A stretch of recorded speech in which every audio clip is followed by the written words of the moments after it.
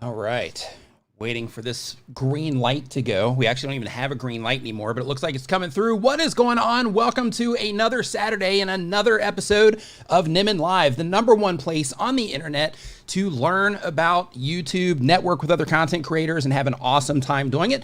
My name is Nick, and today I'm going to be answering your YouTube questions. So if you have a question about what it is that you're doing on YouTube, then make sure you put it down in the form that is down in the description of this live stream right now so that I can make sure to get yours in the queue. And all of you early birds, all of you people that are here as an early bird, you are going to definitely be getting your questions answered. So if you have a question, make sure you get it down there right now so you don't miss the chance to so you don't miss the chance to get your question answered here on the stream today. And I'm just doing a quick light adjustment really quick. And I want to welcome everybody to the stream. Hope everybody had an awesome week. And I hope that everything is going well for you on your end.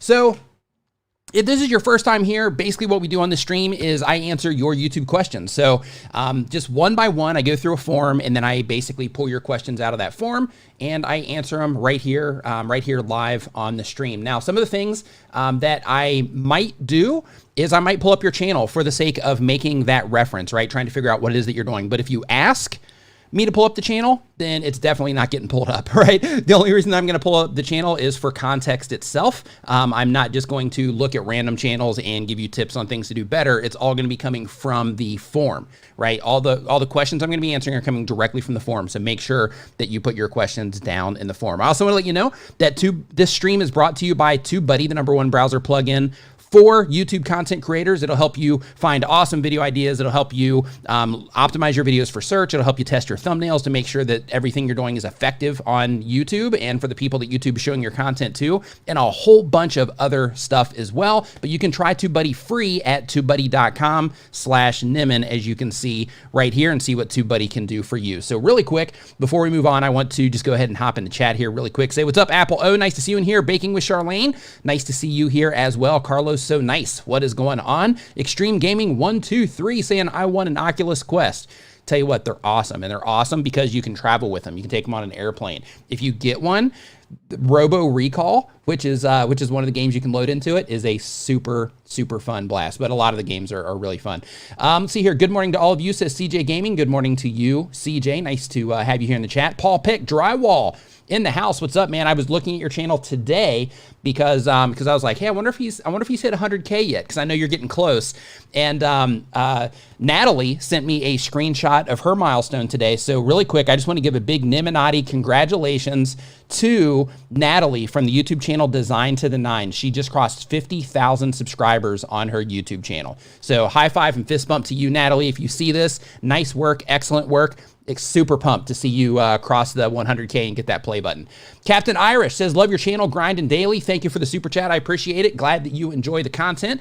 Glad that you are also grinding daily, because that's what it takes in terms of making stuff happen. NC Disc Golf says, how can I get more subscribers? So when it comes to getting subscribers on YouTube, it really comes down to making content that gets in front of the people that you are trying to reach. And then once you get in front of the content that people are trying to reach, or once you get in front of the people that you're trying to reach, it's adding enough value to those people to convert them into a subscriber. Because with every single video on YouTube, in terms of if it's going to generate subscribers or not, viewers have to get something out of that video. So they got to laugh, they have to learn something, or they have to, be challenged in some way, or maybe think in a different way or something like that. But you have to add value to the people that are watching your content. We all interpret value in a bunch of different ways, but you have to be able to identify that value that you bring to your viewers and then make it like scream from the mountaintops that value that you offer. For example, if you look at my YouTube channel, I have in my channel art YouTube and video tips.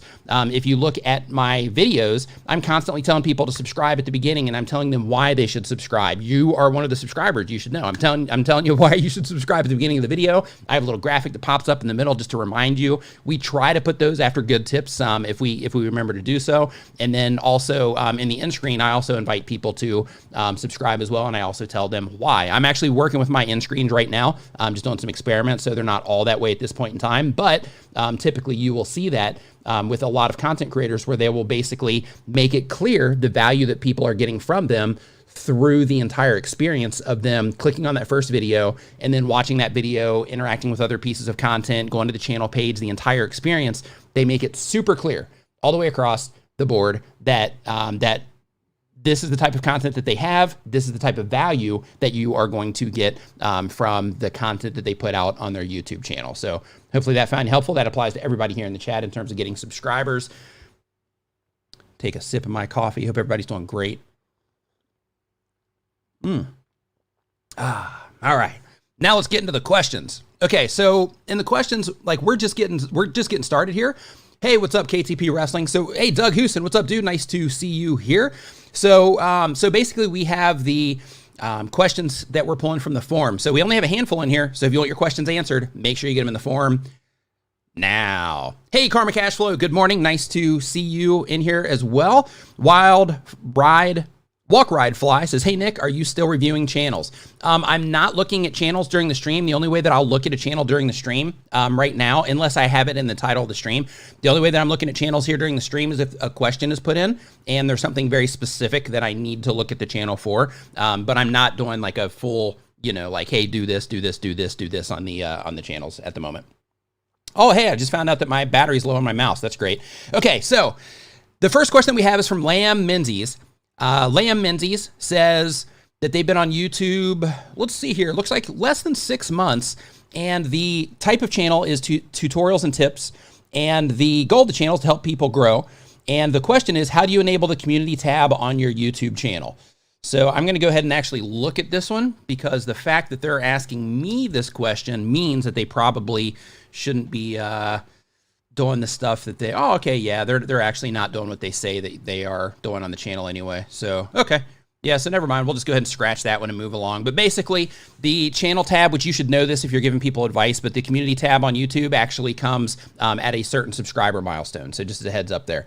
Let's see here. Is iMovie a good editing app? It is. A good editing app for Macs. iMovie's good. Final Cut Pro is way better. If you're doing it on your phone, I recommend Video Leap, which you can actually see right here. A link to them is down in the description. I promote them a lot through my content because they're an awesome app, but you can actually give Video Leap a shot on your phone for free.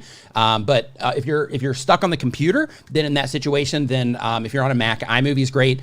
Let's see here. iMovie's great, and Final Cut Pro is also awesome. Now, there's free software where you don't have to spend any money at all if you're on a computer called DaVinci Resolve, and a lot of people are really enjoying DaVinci Resolve. So if you are into just experimenting with other types of software and you don't want to spend any money, kind of like iMovie, then you can also try DaVinci Resolve. I'm pretty sure they make it for Macs as well. The Nurse Flipper, thank you for the super chat, says, Nick, I joined Nimminati last week, but my request to the Nimminati isn't approved yet. Can you please approve me? Absolutely, I will. Make sure, if you didn't already, make sure that you fill out everything on the way in, because in order for me to approve people, I read to make sure that they filled out the questions, and then I actually look, and then I go, and then I compare that against the member list on my channel. So make sure that you have everything filled out. If you do and you still didn't get in, then in that situation, just shoot me a DM, and as soon as the stream's over, I will get you in there.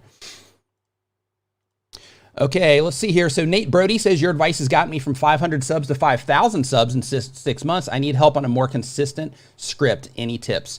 First off, Nate, high five, fist bump to you for making those gains in 6 months. That's awesome. To put you on the track for 10K for the first year, which is absolutely incredible, just as a heads up. So nice work on your part for doing that. In terms of a more consistent script, if you mean video structure to where it's like, okay, well, I have this script here and I want to make sure that I'm giving a familiar experience every time somebody watches my videos, if that's what you mean, then what you would do in that situation is you would basically just say, okay, this is how I start my videos. This is where I put in any additional filler information in case you're asking people to subscribe and stuff like that in the beginning. And then you have your actual body content. And for this, I would actually go into your audience retention, and I would really look to see if you can find things that people like versus things that don't like, so that you can basically modify what's happening in that body section, or maybe the pacing in the body section, or even the structure of that body section of your content. And then after that, don't say anything to let people know that it's finished. Get straight to your end screen and invite them to watch another video and or subscribe. Now, if that's not what you meant by consistent script, then I'm not sure. But that's the advice that I have for you on that particular thing. Feel free to add more details to the chat as long as I see them. Then I can follow up on that one. Synthetic Oil Production, thank you for the 100-spot super chat there. I appreciate it. Set high five and fist bump, by the way. That's killer. Says, thanks for all the help over the years, Nick. Thank you, Synthetic Oil Production. I'm glad that you are enjoying the content and glad that you are hanging out in the stream today. And Mama Z's Texas Kitchen, new member. So just as a heads up to you, Mama Z's, make sure that you check the community feed because there's some stuff in there for you on the members only side. And also next time that you're on Facebook, look for Nimminati VIP and make sure that you join that group. Just like I was telling them before, make sure that you fill out all the questions on the way in because that's how I actually verify people on the way in. All right. So next up on our list here is from Ian Dominic TV. Hey, really quick, before I go on to this next question, how many people here, just give me a hashtag yes, because I need feedback right now. How many people here watched the video that I just put out, the one that I put out yesterday? How many people here watched that? Just give me a hashtag yes, just so I can know if you were one of the people that watched that or not. Says, thank you. The first 1,000 is the hardest. Yeah, you know what's funny is it's typically not the actual number, right? It's not that first 1,000. Well, I mean, technically, yeah, it can be the hardest. You're right, because you don't have any of the video library and all that stuff. And then by the time you cross 1,000, you have more videos push into your channel. So yeah, I'll co-sign that one for sure. Okay, so all the people that watched the last video that I put out, so that video is basically a subscriber Q&A video. So it's similar to the podcast that I do, which I've got a link to that down in the description, by the way. I think I've got it somewhere here too, but yeah, right here. So my podcast, it's kind of based off of this idea, and it's something that I did on my channel before, where it was just directly subscriber Q&A.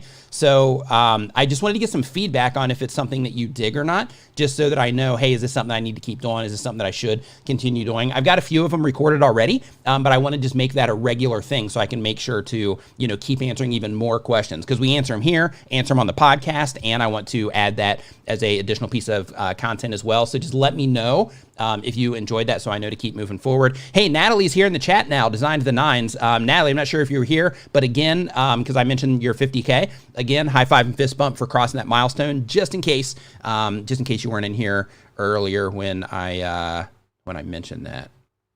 Okay, saying I dig it. Says, got questions, use the link. Okay, that's Doug. Okay, so I'm looking through here, just looking for some feedback on that. Yes. Nurse, yes. How to gain more subs. Yes. Love it. Dig it. How to get more subs. Just hang out in the stream. Pay attention to all the things. Everybody in here that's asking, how do I get more subscribers? Hang out in the live stream and listen to all of the answers that I give for people asking specific questions, because all of these things, they add up to being able to get more views and being able to get more subscribers on your YouTube channel by applying the information that I share when I answer questions here out of the form. Okay, so yes. Okay, so yeah, so we got some good feedback coming in on that. Okay, good. Yeah, so then I will keep moving forward. But it seems that the people responded to the video initially anyway. But we'll see if it was just like the style of it, or we'll see. We'll let data be the complete decider, the full decider, as always. Okay, so Ian Dominic TV says that they have a vlogging channel and the goal is to inspire people with my vlogs. And the question is, I'm not monetized, but not monetized yet, but do skipping ads have an impact in regards with the money the creator earns? Yeah, technically. So you want people to watch the ads just because they're coming in, but it's not going to it's not gonna make a difference on the video performance, and that's also not something you can control. So because of that, and I actually talked about this in my last podcast episode too, because somebody asked the question of if people coming back to a comment thread and replying to comments damages the video performance. And the meat of what I basically gave in terms of the advice there was just focus on making really good content for people and focus on the things that are going to move the needle for you. Like understanding the nuances of stuff like this is cool, but first it's really important just to put most of your efforts on making sure that you're able to get people to click and watch than, you know, worrying about like that sort of thing, because people skipping ads or clicking on the ads, or if an ad is even shown on your video, like those things are not going to necessarily move the needle for you. And they are 100%, not 100%, because you can turn ads on or off. So they're 99% out of your control. Just Stanley, thank you for the super chat. Says, hey, you're a huge reason why I hit 30,000 subs in 14 months. Woo! High five and fist bump to you. Nice work. Keep doing what you do. You keep doing what you do because it's working, right? Nice work. That's awesome. Love it. Okay, so let's see here. The goals to inspire people from my vlog. Okay, yeah, that was the one about the ads. So let me pull up another question here. Next question on our list is from JR Vlogs with a Z. Says that they have a tips channel. The goal of the channel is 1,000 subscribers. And the question is, what's my problem with my channel specifically? I've tested everything. Okay.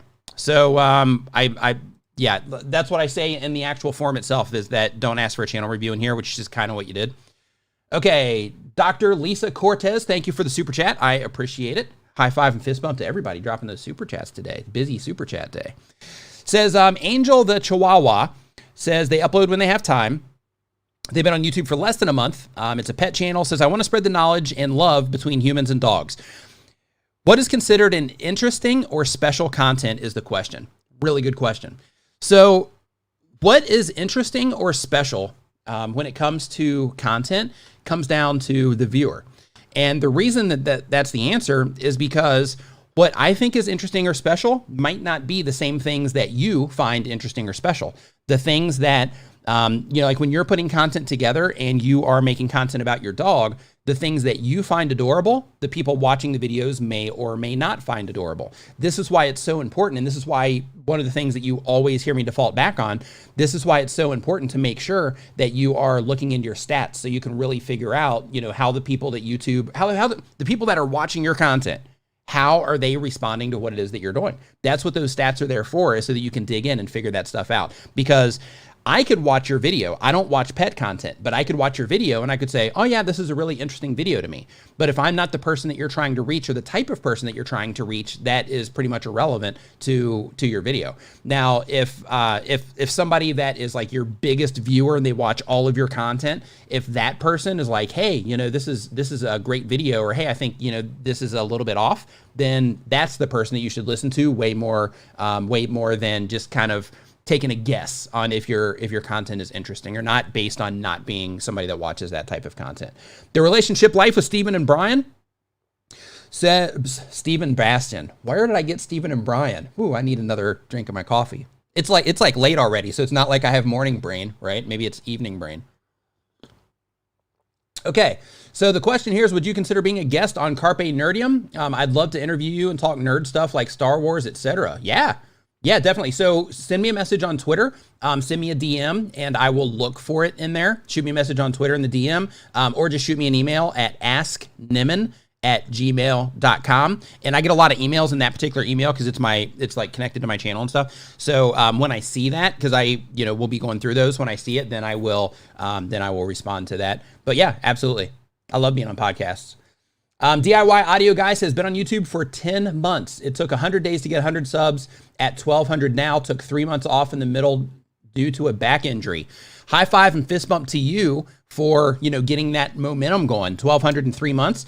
And I also want to say that my condolences to you for your back injury. I also have problems. I've got like a bulged disc, and I tore a muscle in my lower back as well. So I'm just in recovery of that tear right now also. So maybe not the same pain, but I feel your pain in like another way. So I wish you a speedy recovery on your back. Let's see here. Bonnie, Saskia says, should I have 2 separate channels, one for my dance videos and one for my dance tips / lifestyle videos? Right now I have them both mixed. In my opinion, think of it like this. If somebody's wanting to learn how to dance, what type of content would they care about? If somebody's wanting to learn how to dance, then of course they would care about like dance tips, right? If it's a dance video, if you can frame that video in a way to where maybe you still show that video, but maybe you talk about dance tips within that video, you can see what I did here. Let me pause it, and then I'll show you what I did here, like that kind of thing. Then that would be a good crossover.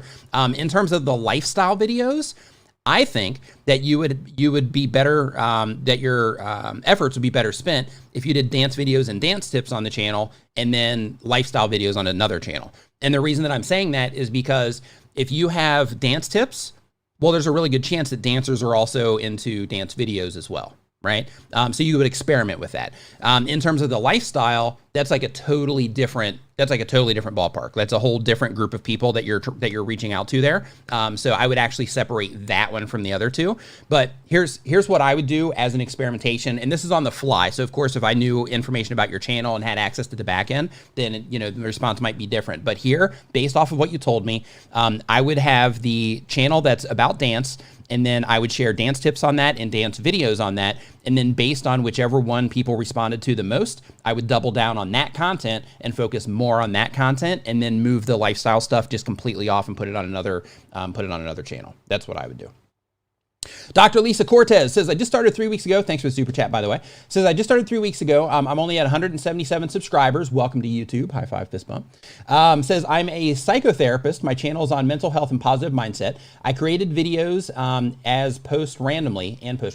Should I have a specific day that I should post? So in my opinion, yes. And the reason that you should is because so YouTube recommends that you do it on a schedule, and the reason that they recommend it is because people can work your stuff into their schedule. But I actually think of it in reverse, because if you put out content, of course you want to put out content when people are most likely to see it in terms of the day and time where you have the most activity on your channel, which YouTube just gave us some of that information in our stats. But basically, when you are publishing content on a regular basis, the reason that I believe that you should do it on a schedule is because as a content creator, this is a really long process. Like uploading content to YouTube on a regular basis, it's a long process. Like I've got over 400 videos on my channel, and it's taken 5 years to upload all of that content to my channel. So because of that, having that schedule will actually help you as the creator work the process of creation and publishing and all the stuff that goes along with that. It'll help you work it into your life. Because part of this whole thing is actually, in being a successful content creator, part of the whole thing is actually just getting that momentum within your own life to where you can consistently publish content. So just a quick hashtag yes or no. If you have trouble just staying consistent with creating content because of your life, I'm sure it's going to be a little bit different now because, a lot of people are stuck inside. But for the, before that, if you had difficulty with publishing to YouTube on a regular basis or just creating content on a regular basis, just give me a hashtag yes, because I'm just curious to see. Okay, yeah, so it's pretty common thing, as you can see here. Not everybody, but a pretty common thing. So basically the idea is when you do publish on a schedule, then you start making it a priority, right? Because instead of it being, oh, wait, it's Saturday, I have to publish today, it is, oh, okay, well, if I know that I publish every single Saturday, then I know on maybe Monday, I brainstorm video ideas over lunch. Maybe Tuesday, I just do a little bit of research on the channels that I'm competing with. Maybe on Wednesday, that's when I actually record the videos. Or maybe I do research on 2 videos on Monday and 2 videos on Tuesday. I look and see what the competitors are doing. And then on Wednesday, I actually make the video. And then on Thursday, let's say I publish. And then I record it or edit it. And then on let's say like Friday and Sunday, I actually publish the videos that I made. Things like that. So basically it just helps you get into that rhythm of just publishing on a regular basis. But the bonus is for the people that are really into what it is that you do, it's also going to help them. So what you want to think about when you are getting your schedule together and you're thinking to yourself like, hey, when should I record? When should I publish? Things like that. One thing that is important is you do want to publish on a regular basis, because in some cases, when you're just publishing content, like if you're targeting search, for example, then it's just going to slide into search as long as people respond to it. Then you'll consistently pull traffic over time. But if you are making content and let's say you get like a spike when you first publish and then the video kind of dies back a little bit and then it just kind of stays, in the lower numbers, then in that situation, one, you want to make sure that you're publishing at the peak time so that swell that you get is going to be as big as possible. But you also want to say, okay, well, I had this spike here, and then my video, the traffic on my channel has went down, or at least on this particular video, or the channel as a whole, it typically goes down throughout the week. So what I want to do is I want to make sure that I'm staying relevant in viewer histories. So because of that, I want to make sure that I'm publishing on a regular basis new content, because I have all of my old content that are bringing people in, but I get bigger spikes when I publish new content. So let me just publish on a regular basis, at least once a week, so that I can make sure that I'm staying relevant in terms of people, viewing my my content on my channel. Long-winded. I apologize for the long version of that. My brain's still getting into my fine-tuning moment here for the live stream, for more succinct ways to say things. The relationship life with Stephen Bastion's new channel member. Thank you for joining the channel membership. As a heads up to you, make sure you check the community feed. Also make sure that next time you're on Facebook, you look for Nimminati VIP and you join the Facebook group there, and make sure that you fill out all the questions on the way in, because I actually verify that you're an actual channel member on the way in. Let's see here. Makatinza Official, hope I'm saying that right, says, I post covers. What could I do to be different from the others who does the same thing and gain more following? Greetings from the Philippines. Love the Philippines, been there a nice handful of times. Considered moving there at one point. It's still on the table. Maybe still might end up moving there in the future. But basically when it comes to standing out, one thing that you really have to do is you have to be really focused on paying attention to what it is that's going on the other channels that you're competing against, and you see like the things that help them stand out. And you also see the things that they're deficient in that can help you come up with something to stand out with. So one thing that you want to do is you can actually go and all the people that you're competing against, go and look in their comment section and go and see, and don't look at like, a 10 million subscriber channel. Look at people that are, that are getting some momentum. Their channels are growing, but they're not necessarily exploding yet. Like go and see what it is that they're doing that's making their stuff work, and see how they're putting their videos together. See how, since you're doing covers, see how their audio sounds, see how talented they are or are not, and read their comments and try to get insight from their comments. And this is for everybody. If you're making content, go to your competitors' videos, read their comment section, because this is going to let you know little areas, little pockets of information that you can fill, or little types of content that you can make that your competitors are not making. So in your situation, if you're doing covers, I would go and I would just look, and I would basically look in all of their comment sections to see how people are responding to what it is that they're doing, and if you can see any opportunities there for a way to stand out. Now, outside of that, another thing that you can do to stand out that is very specific, since you're doing covers, try to come up with a style for your videos. Try to make an actual music video. A lot of people that do covers will just be like sitting there in like their place doing a cover, which is cool. But when you can add a cool visual experience to the audio experience, then what you're doing is you're creating like a full experience for people. And a lot of people just don't want to put in that kind of effort. So because of that, when you start putting in that kind of effort, then that's one of those things that help you stand out. Like when you put in more effort than other people, it becomes obvious really quick. So because of that, making actual, they don't have to be, anything crazy, but just a little bit more effort than just like sitting at home, playing a guitar, for example. You go and you actually put together an actual low budget, of course, music video with just like you and your friends or family or whoever it is helping you out with with making the video. So that's what I would do in that particular situation. Dante Guest says, how do I promote my channel to get views? Here's the thing, man, is one, depending on the type of content you have, you can use Facebook and you can use Reddit and you can use places like that. But at the end of the day, the place where you're going to get the most views, unless you happen to do crazy content that would trend on Reddit, a place that you can lean on for views is always YouTube. Because people are on YouTube and they're actually on YouTube looking for content to watch. So because of that, it's really important to make sure that you lean on the platform itself, and you lean on the things that make things work on YouTube. So what those things are is people have to respond to the topic that you're making videos about. They have to respond to your thumbnail and title, and they have to respond to your video content. Everything that happens after that's a bonus, but those three things are a must-have. They are like without question, you have to hit these three things on YouTube over and over and over and over again to really get the ball rolling here on YouTube. But what you want to focus on is instead of saying, I'm going to go to all these different sites, I'm going to try to promote my stuff, say, I'm going to spend that time in my analytics trying to figure out how to make content or make thumbnails that my audience responds to better. I'm going to spend that time in competitor research where I'm seeing the people that are, a similar channel than mine, but they're getting more activity. I'm going to go and I'm just going to see how are they doing their titles, how are they putting their videos together, how are they hooking people when the video first starts, what kind of thumbnails are they doing, how do their thumbnails look, why do I think people responded to this video compared to their other video, and start really breaking those things down. And also, streams like this, going through the YouTube Creator Academy, which is free. Spend your time doing those things. In my opinion, those will bring you bigger gains and less.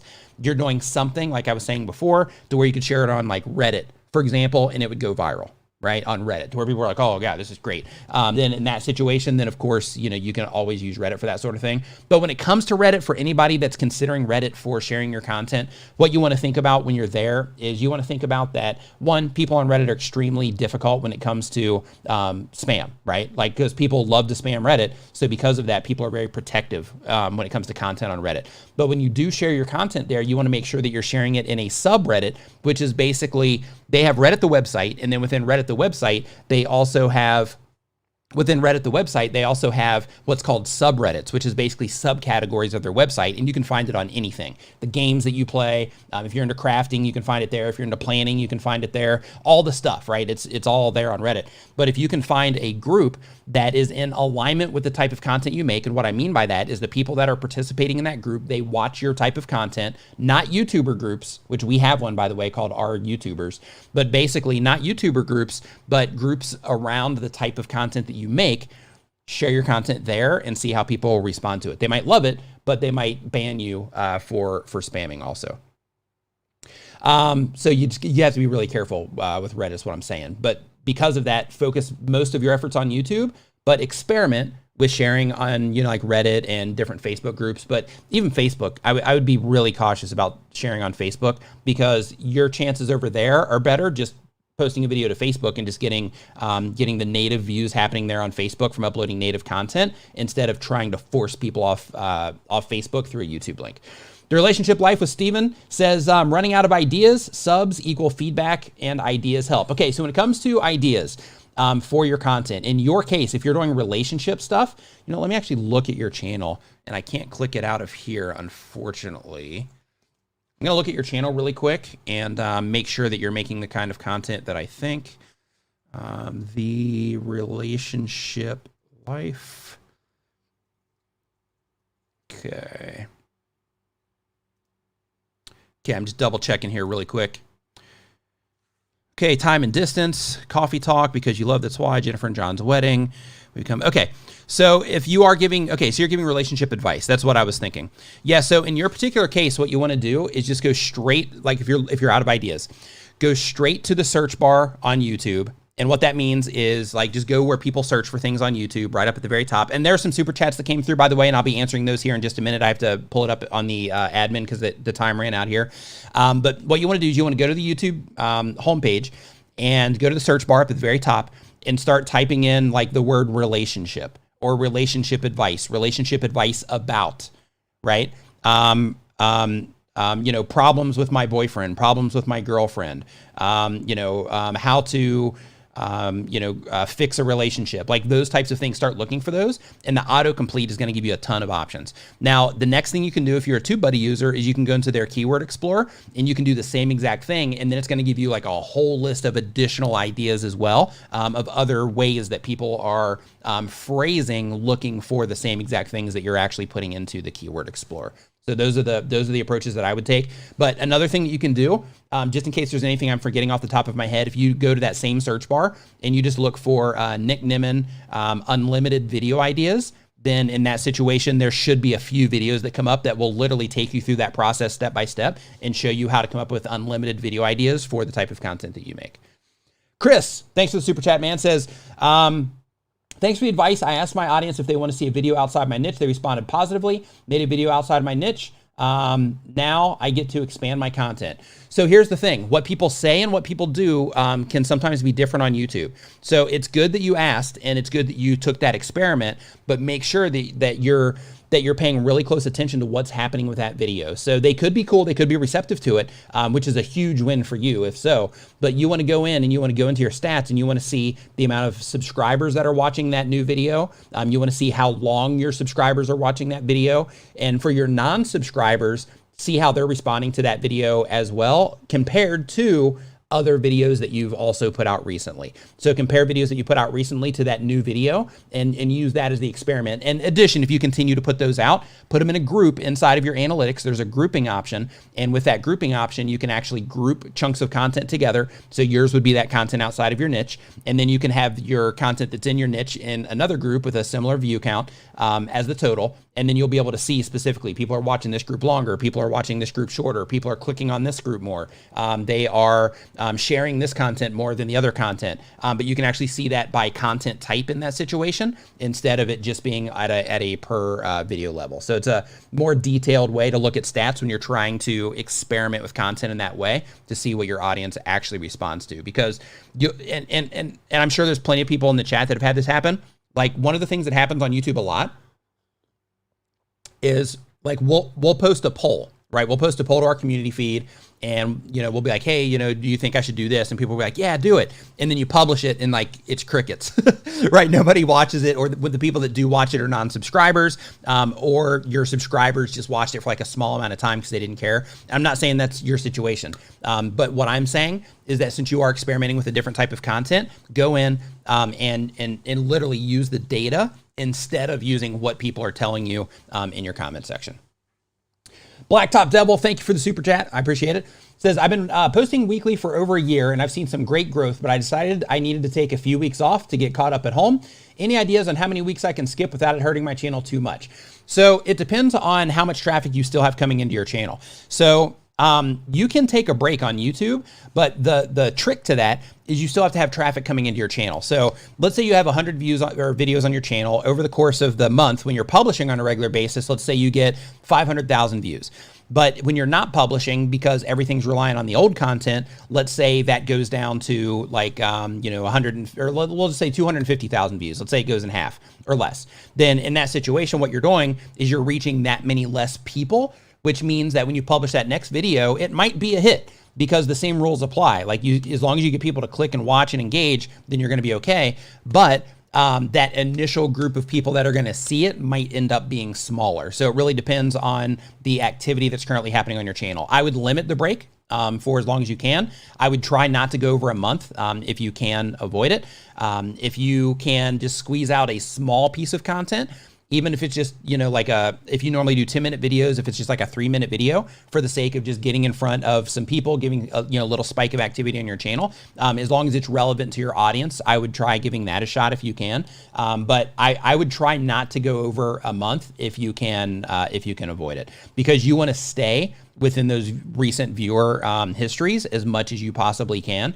And the less that you're there, the more difficult it is to, like when you publish, to get that activity going. But again, like this varies massively per niche. So you might be fine if you just publish a video. If you normally get a decent amount of views on your stuff, if you publish a video and it's in alignment with that group that is going to see it initially, then they'll keep pushing it out anyway. So you'll be fine. But if it was me, I wouldn't go over a month just for the sake of making sure that I have at least a little bit of consistency so that I stay relevant in the minds of my viewers, for one, but also so I stay relevant in the activity around my channel and new people seeing my stuff. I'll buy the popcorn. Says, good morning. I'm curious to know how many times you would recommend add the subscribe pop-up through the video.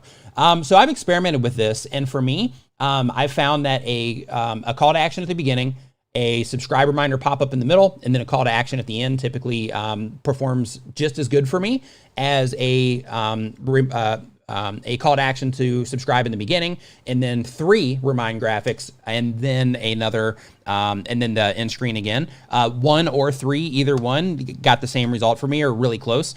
So just 1 is fine, but I would make sure that you put it, just a little power tip here. As long as you can remember to do this, because some people are just in the editing process and they don't think about it. But if you can remember to do this, I've also found this to be effective. After you share information or you have a moment in your video, kind of, the thing that people click on the video for, like after you have that moment in your video to where it's like an aha moment, or it's a, oh yeah, I agree with this person moment, or it's a, oh God, that was a hilarious moment, whatever it happens to be, drop it right after that. So it's like you have them at their peak. They just had like a moment with you, drop that subscribe graphic in the video, just as that quick reminder for, oh yeah, I just had a great time here. I'm emotionally high. So because of that, I'm going to click on this subscribe button because this person just delivered. And it wasn't pizza. Pizza. It sounds good. I'd like some pizza right now. All right. Let's see here. Arnin's channel says, I want to do Peppa Pig, but will I get copyrighted? Yeah, there's a good chance. Make original content. Lindsay Milligan says, oh, I didn't get a notification for this. I'm loving your videos to grow my channel. I'm relaunching my channel after a hiatus, and it's very different now. Yeah, so YouTube changes quick, right? So YouTube changes quick, and that whole viewer history thing that I was talking about, if you have a lot of activity happening on your channel, it's not as big. But if your channel kind of lives and dies by your publish schedule, then in that situation, when you do take breaks, then it can be a little bit more difficult to really recover. But again, as long as you focus on just making sure that you're putting out content that people have enjoyed in the past, excuse me, and you package that content in the way that people have enjoyed in the past, then you'll be fine. You'll be able to get it back. All right, next question that we have in the chat here is from, do you like that build up? From Breathe Fitness TV. Oh, you know what? I had some super chats. Let me go in and answer those really quick too before I forget and they get pushed way back in my brain. And then people send me messages on Twitter. Insane McLean in the membrane in the chat. What's up? Nice to see you. Nice to see you swinging by the chat here. Hope you are doing fantastic. Okay, let's see here. Let's go to supers. And waiting for this to load. All right. So the other one that I had here on the list, let's see here. We got Blacktop Double. We got Chris. We got the relationship life. Karma Cashflow says, I actually batch recorded 156 videos in 10 days. Wow. Woo. Wow.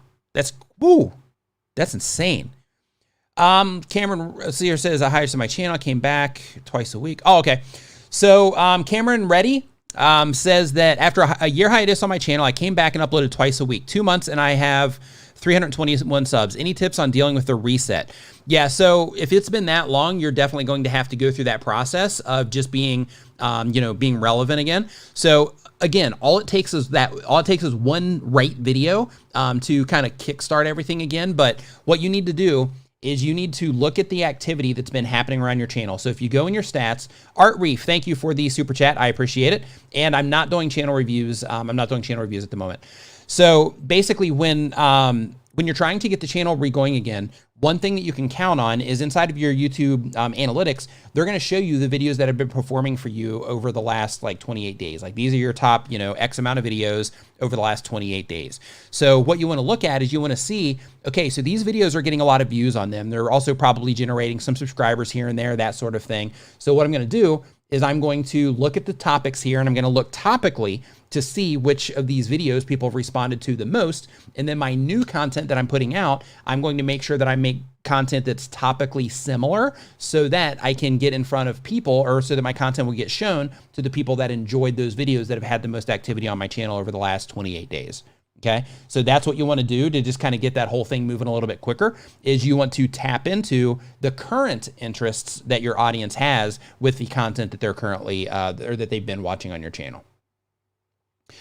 And let's see here. Director Jim and Paul says, hey, Nick, I have a metal detecting channel and I'm finding it hard to get traffic to my channel. What can I do to increase more traffic to my channel?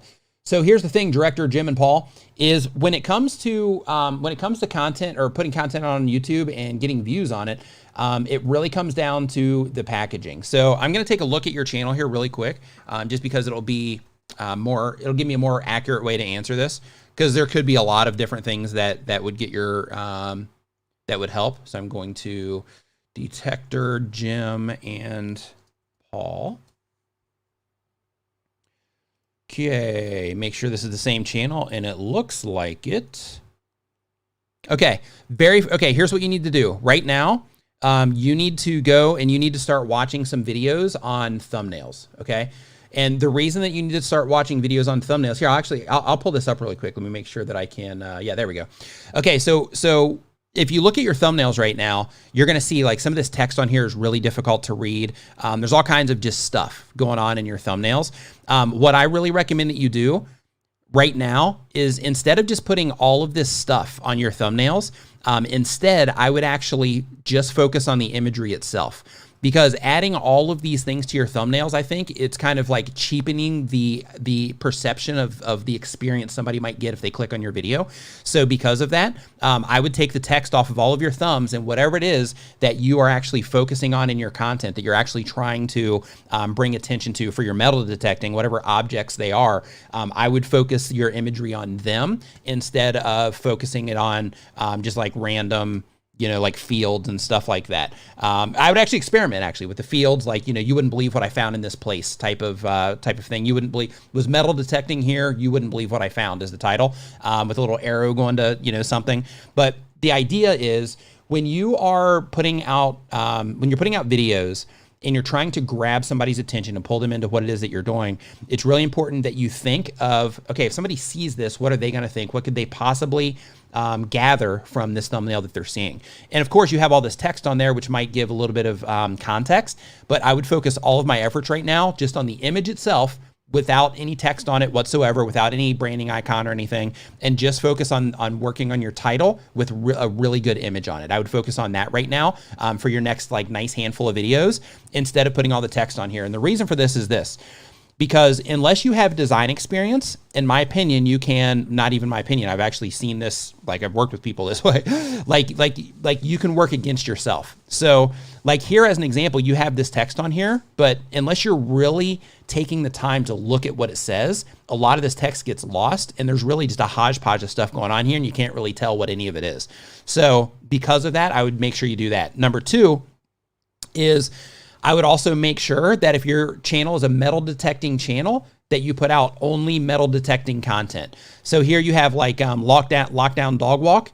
If your channel is about metal detecting, I would have metal detecting somewhere in, like if you found something on your dog walk, or if your dog walk, if you metal detected while you were doing your dog walk, I would make sure that that is in the title somewhere. Metal detecting would always be in the title somewhere, unless you're going for something that is strictly a, you know, where your image is strong and the title would support the image. But if that's not the case, I would definitely put metal detecting in all of the titles, not just the word metal detecting, but I would actually work it into the title, if possible, with the titles that you're putting together.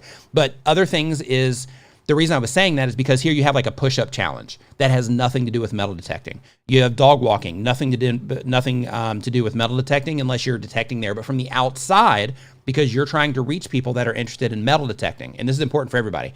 You're trying to reach people that are interested in metal detecting, but if they saw this lockdown dog walk image, there's nothing on here that has anything to do with metal detecting, so those people would have no clue that this video was actually something that they're interested in, which would hurt that ideal audience, the possibility of them clicking on it.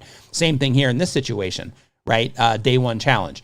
So you have detector, Jim and Paul, which is cool, but there's still within the name itself even, you know, you have detector, but it's not, you know, specific to metal detecting. This, your channel icon, and I'm going a little bit further than I anticipated on this really quick, but I just see it, so I have to.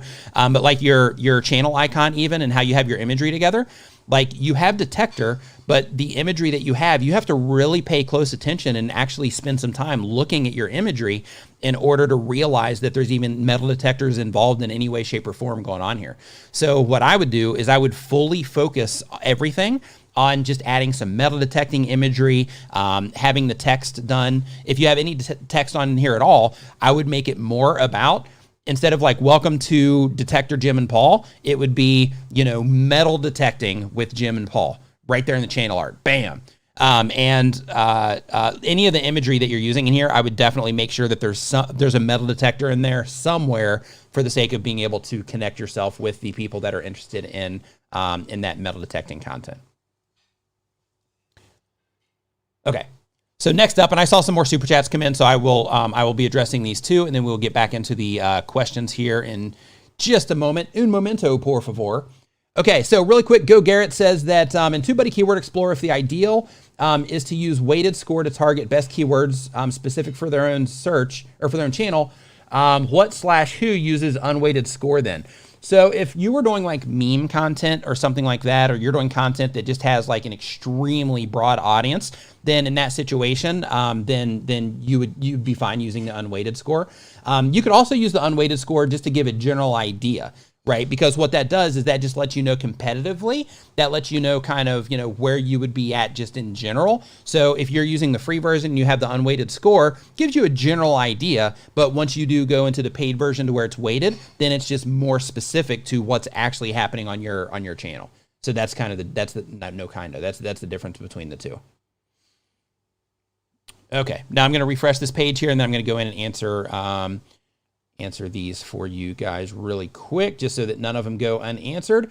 Kid Crayon, love the channel name, by the way. Kid Crayon, welcome to the channel membership. Make sure that you check the community feed. There's some stuff in there for you. Also, next time you're on Facebook, make sure that you join the Nimminati VIP Facebook group and fill out all the questions on the way in, because that's how I confirm that that you're a channel member. Look forward to interacting with you in there. Let's see here. So to get back here on these questions, let's see here. Okay, so next up on our list, we have Insane McLean says, what is usually in a first video? So it can be anything. Like mine, it was just me teaching people how to overcome camera shyness. On my All Our Questions channel, my first video there was a channel trailer, and then I promoted that channel trailer around a bit. And then after that, my first video was about how to be happy. So it really just comes down to, you know, what it is that you want to put out. But there's no like set rule of what a first video can be. Even with your channel trailer, if you're wanting to put a channel trailer, you just publish it as unlisted, and then you can just add it in that channel trailer spot, and then just keep moving forward, and you don't skip a beat. Lindsay Milligan, welcome to the channel membership. For you also, make sure that you check the community feed, because there's some free stuff in there. Make sure that you also join the Nimminati VIP Facebook group, because there's some free stuff in there as well. And when we do our monthly stream, we actually stream it into the Facebook group. And I keep saying also that I want to do more streams in there, and I do. So I'll eventually start streaming more than just once a month in there. But when we do our monthly streams, it happens in that Facebook group. Carl Constantine, thank you for the super chat there. Says, hey, Nick, I have a macro photography channel. Awesome. I have some macro photography on my Instagram that you might enjoy. Sort of macro anyway. Let's see here. Still new, trying to learn and apply. 55 subs so far. What am I doing right, and what am I doing wrong? Okay, so the channel reviews, I'm not actually doing those today. I just happened to pull that one up for the sake of just, you know, answering the question. But I'm not doing direct channel reviews today. So if you're just getting started, here's what I can tell you though, is that it's really important if you have 55 subscribers, it's really important to make sure that you are being extremely focused with the content that you're putting out. So if you're doing macro photography, a channel about it, just make sure that the only content that goes on your channel is macro. You know what? I'll look at it. I'll look at the channel. Let me pull it up here. Yeah, because I'm gonna have to search for it. If it comes up when I search for it and I don't have to dig around for it, then I'll find it. Because I just don't I don't want to turn this into a channel review stream. So I'll just give you a quick thanks. Again, because I can't do the whole breakdown. Constantine. Okay, you're right here at the top. Okay, so really quick, since we're all here and we've got here to this point on, let's see here. There's Dee, by the way. Miss you, Dee. Let's see here, second screen. Okay, so here we go. So on your channel, I would add a little bit of clarity to what it is that you offer on your channel. Even though you have the imagery up here for the for this, I would put something about, you know, like learn macro photography. I would put that somewhere up here so that it's very specific. I would also, like, one thing to think about is if you're teaching people how to do macro photography, those people are going to be very into imagery, right? Because of that, I would use your macro photography skills to focus them only on an image in your thumbnail. So instead of saying, okay, I'm gonna have a image and then I'm gonna do this like little graphic on the side and then I'm gonna put a bunch of text in there, instead of doing that, I would completely lose that out of your thumbnails and I would focus everything on the imagery itself. If you're teaching people how to do macro photography and you're good at photography anyway, you're an imagery minded person anyway. So leverage that skill to think about, okay, I'm going to be teaching people how to do this specific thing. So what images should I have in my thumbnail in order to portray that without needing text in here? Because you're trying to reach image focused people. They're not going to be sitting there, reading all the text on everything you have. They're going to be image focused people. So because of that, I would focus all of your efforts on the imagery and taking really good shots that you would add to here. Now, you have here, like, how to use a macro lighting frame. And then you actually show like a behind the scenes where you have like this DIY frame that you have right over here on this side.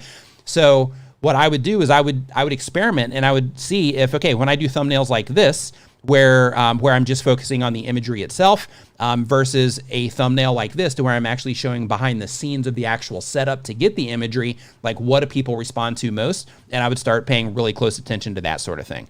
But in terms of like, having your best practices with your, playlists and all that on your homepage, like you're doing fine there. Just a little bit of fine tuning on that and really just how you're packaging your content is the thing that you need to work on right now. Package your content and go and look and see how all the people that are making content like yours that are getting views, go and see what it is that they're doing with theirs and how they're packaging your content, because those are the people that you're going to be competing with.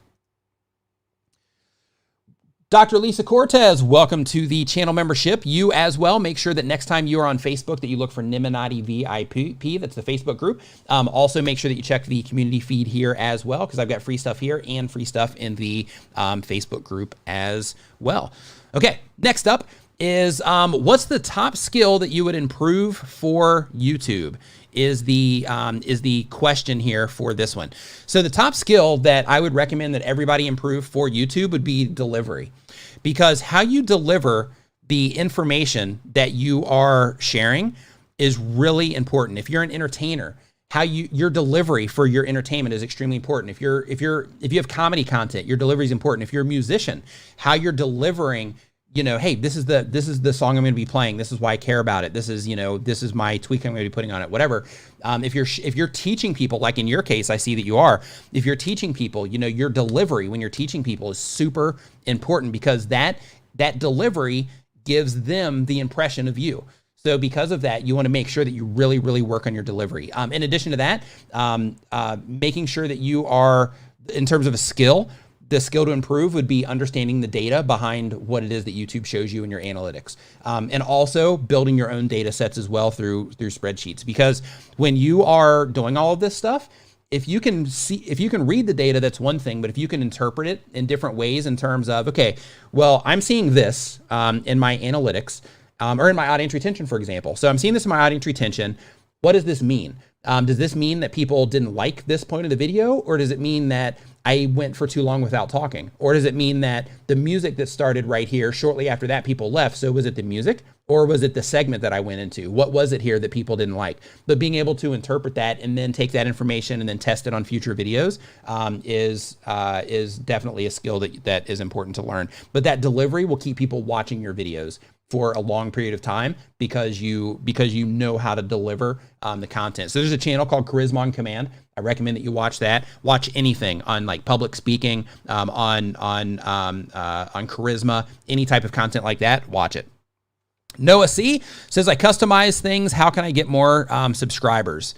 I'm not sure I understand your question. So if you customize things just in general, then in your particular case, I would find the most popular things that everyone has, cell phones, a mouse on a computer, coffee cups, like whatever it happens to be. Like I would find whatever popular items are out there that like everybody has, a toilet paper holder, stuff like that. And I would try to customize those in fun ways. And then I would hop on Reddit, and that would probably be really good content for Reddit, as long as I'm understanding what it is that you do on your channel. But I would try to actually share that content on Reddit as long as you're doing what my brain thinks that you're doing on that channel based on your question. Become a Pro says, hey, Nick, Become a Pro BCP says, hey, Nick, I need your guidance on helping me monetize my YouTube channel. I make reaction videos and none of them are copyrighted. YouTube won't let me reapply for the program and I've waited 30 days. I don't work at YouTube, so I'm not the person for that. So what you need to do is you need to tweet at Team YouTube on Twitter and try to get that conversation going with them. Roberto Blake in the house. What is going on? Roberto, nice to see you in here. Today, man, I'm running with Streamlabs, so I don't have StreamYard set up, but thank you for hopping into the chat. I appreciate it. Next week, if you're available, I would love to do another group live stream, but if you're available, let me know. If not, then I can do another one of these, but definitely let me know if you're available for that next week. iFun Chris just dropped $1, so thank you for that. Go Garrett, we got him taken care of. Art Reef says, will I do a channel review? We're not doing any more of those today, and I think that got everybody taken care of, and it does. Okay, so that brings us up to speed. Now we will get back into the forum here to answer some questions. All right. Says he's totally down. Okay, so next week we're on another group stream. So here's the thing. If you've never seen one of our group streams before, make sure that you bookmark and that you put into your schedule for next Saturday to show up here, because we have some awesome conversations in our group live streams, and we want you to hang out and listen to them. We want to answer your questions and get both of our feedback and anybody else that joins on the group streams. So Breathe Fitness TV, we got that one taken care of already. Next question we have on the list is Art with Taco.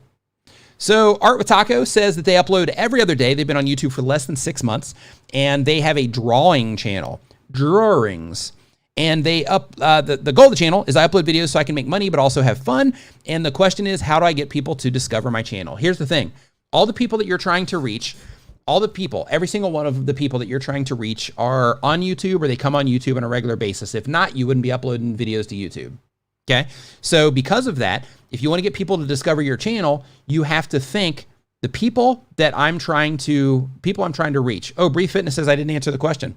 Pardon me. Let me go back.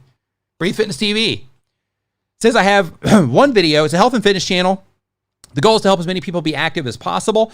And the question, I'm glad you mentioned that. Pardon the delay. Breathe and Fitness TV says that I have one video that gained loads of views the minute I uploaded, which is very unusual for my channel. How can I use analytics to see exactly why it was doing so well to help me with future uploads?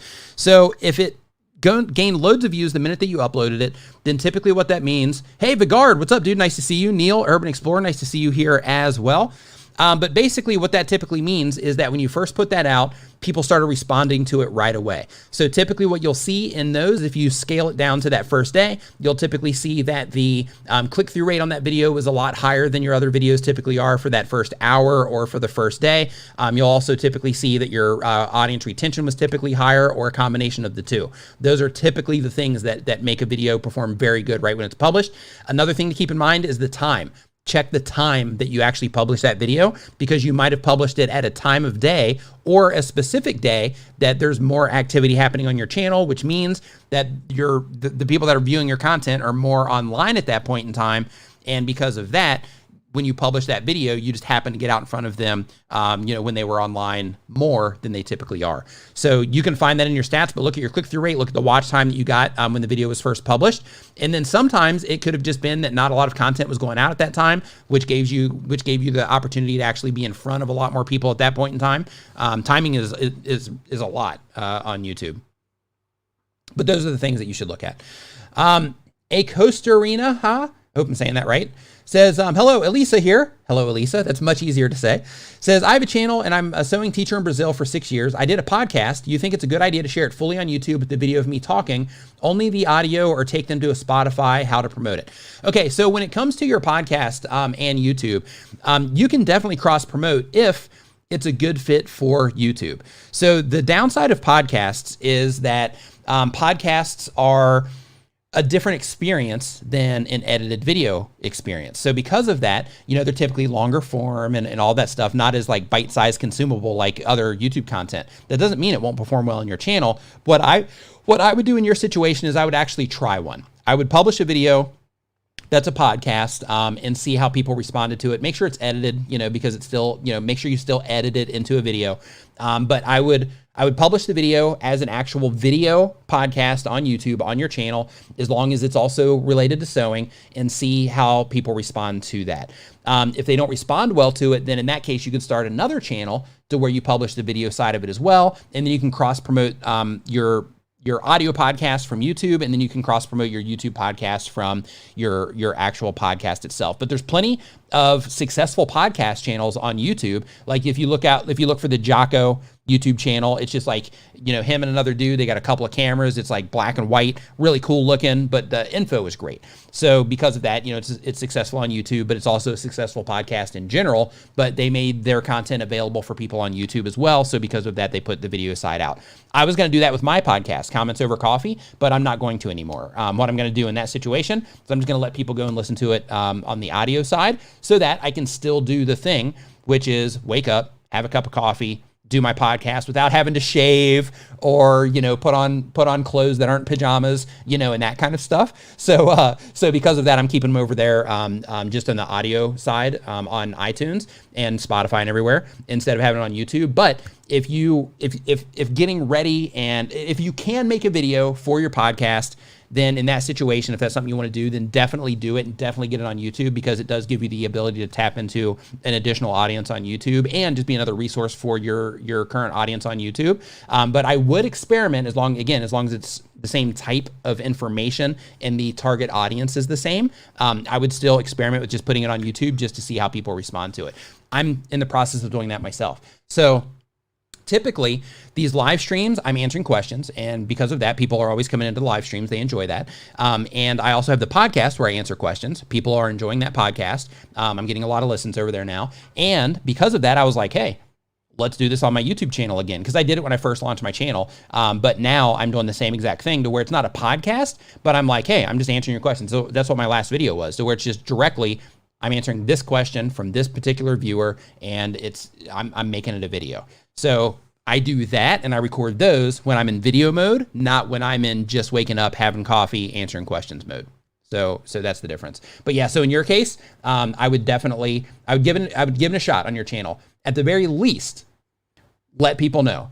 You know, like in this situation, I've got a thing that pops up here. Let this rotate through a little bit. This is a great resource site that I made for you guys, by the way, bestcreatortools.com. But yeah, Comments Over Coffee. So I use this live stream as a way to bring attention to mine as well. So everybody, if you listen to podcasts, Comments Over Coffee, you definitely need to go listen to that also if you're digging this information. All right. So next up, we've got, let's see here. We did that. So we're going to go back now into this other one. Art with Taco says, how to get people to discover my channel. Yeah. So the rant that I was on there was that basically the people that you're trying to reach are already on YouTube. So because of that, the way that you get people, hey, Hybrid Steel, what's up, dude? The way that you get people to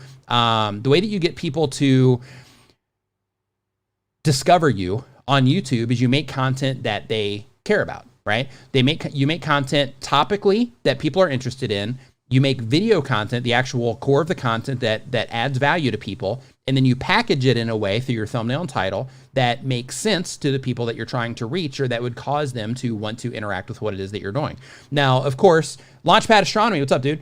But of course, you know, it's going to be different across different, genres of content. But in order to get people to discover you, you have to get good at getting people to click on your titles and thumbnails. Sometimes it just comes down to making more content that you're packaging in a good way so that when you're making that content and you're packaging it with a strong thumbnail and title that you're able to get it in front of people, but it might take fine tuning that to really think about, the people that I'm making content for, what do they really care about? And how can I make sure that I'm writing titles and putting thumbnails together in a way that would make sense to them at a deeper level than just, hey, this is what I'm doing, at a deeper level that would make them be like, oh yeah, I need to click and watch on this video, right? That's what you want to think about. Okay, Boss Nove is the next question. And they do voice impressions in gaming. Says, I want to make people happy and laugh through and leave a great impact on the people who watch my content is the goal of the channel. And the question is, I believe that I create amazing thumbnails and good content, but it doesn't grow as much. I have over 50% audience retention and a click-through rate of around 13%. What's happening?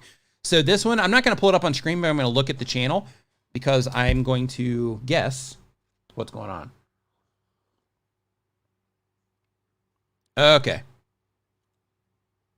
Okay, so in this particular one, like I'm looking at your channel right now, and a 13% click-through rate on 782 views or on 900 or on 1,000 views even. That's okay, but it's like you're not like knocking it out of the park, right? I mean, it's a good start, but if you have 1,000 views on that, then the impressions that you have on that video probably are not that high either.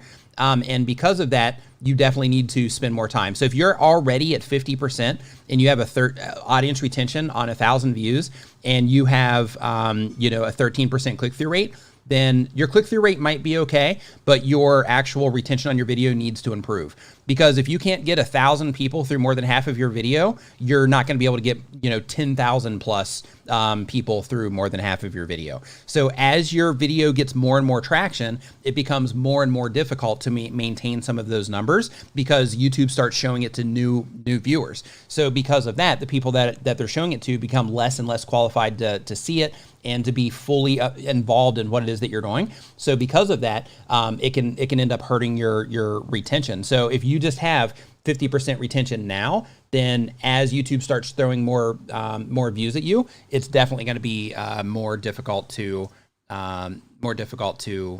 maintain those types of numbers. And another thing too, you know, like 50% on like a 3-minute video isn't great either. You know, because you have like 3 minutes, 5 minutes, 5 minutes, 4 minutes. Yeah, so like on your retention, you need to get better at holding people for a longer period of time. If you're getting 50% on a 1,000 view video, I would shoot for like 65%. Once you get to 65% on a 1,000 view video, or I'm sorry, 65% on a 1,000 view video, then you're probably going to see more views. You actually have a video on your channel, I think, that has like 30-something thousand views on it. Go look at the stats on that and you'll see exactly what I mean. You'll probably have similar stats on that one, at least on the retention side, than you do on the one that you have with like 1,000 views on it, for example. Channel members, The Weird Show, welcome. Mastering YouTube, also welcome to the channel membership. Just as a heads up for you guys, make sure that you check the Nimminati VIP Facebook group. Make sure that you fill out your channel information on the way in, because that's how I vet your, that's how I make sure that you are an actual member on the way in.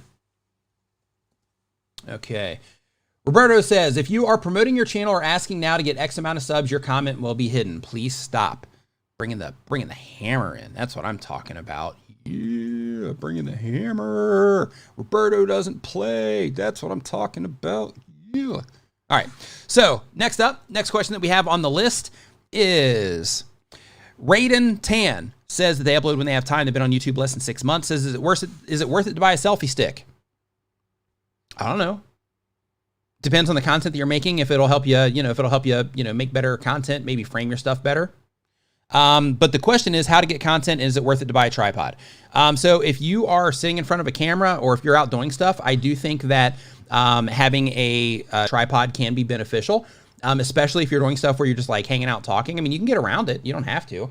You don't have to spend money. You can stack up books or, things like that in order to, man, my girlfriend's cooking something because she's Thai. So she's making Thai food right now. And it's like crazy spicy. Every time I breathe, it's like, whoo. So if I just stop breathing or go into a coughing fit, that's what's going on. Yeah. Like I'm breathing right now, and it's just like every breath is difficult to take. This is awesome. Okay. So Walter's World. Hey, what's up, dude? Nice to see you in here. He says lots of good stuff in the members Facebook page. Worth signing up for if any of you are wondering. Thanks, man. I appreciate the endorsement. Thank you. But in terms of the selfie stick thing and the tripods, like if you're out running around and you have a tripod and it's shaky and things like that, and you have moments where you just want to set it down, then of course, yeah, it's great having tripods. Like in my place, I've got 3, because this camera's on one too, but I've got 3 tripods in here. I've got a switch pod for vlogging. I've got a gorilla pod, also for vlogging and just being able to wrap my camera around stuff to get like interesting angles and that sort of thing. And all kinds of like little tiny ones. Also, like for example, for the VR camera, this has its own little tripod as well. how many of you would watch a VR studio tour? If I did a VR studio tour, how many of you would watch it? I did a test one so that I could figure out how to edit it and things like that. But I did a test one and it was actually really cool. But how many of you would actually watch a VR studio tour? Because I might be making one of those here in the very near future. Playing with Michelle, what's going on? Nice to see you in here. Rock Climbing Grandma, nice to see you as well. Okay, so we got a handful of people in here saying they would watch a VR one. Okay, yeah, cool.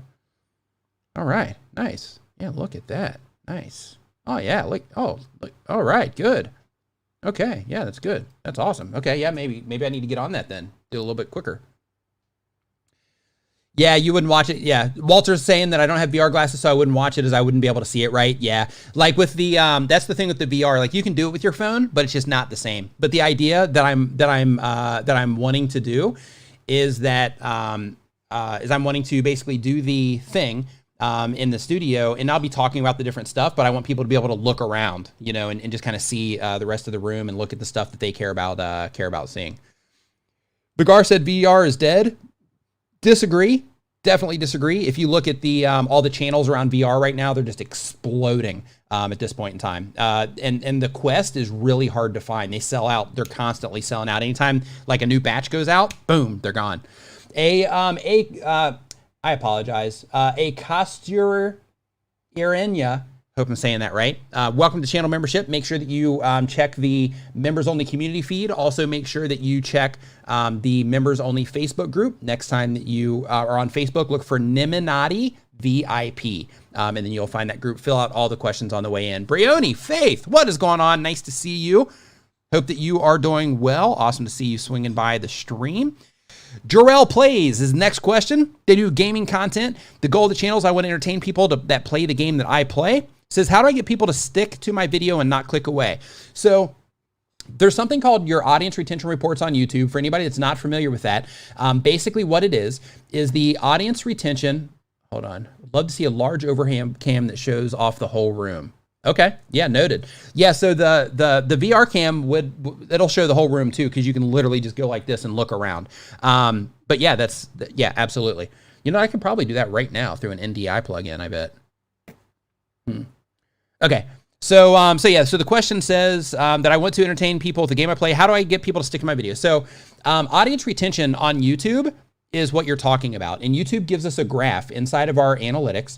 They give us a graph. If you go into your, even if you do it on your phone, if you go into YouTube, you go to your videos list and you click on one of your videos, and then there you can scroll down if you're on your phone and you'll see your retention in there. But if you are on a desktop computer, then you click on analytics, and then when you click on analytics, then it will take you in, and then on that one you can go to reach and then scroll down and you'll see your audience retention there.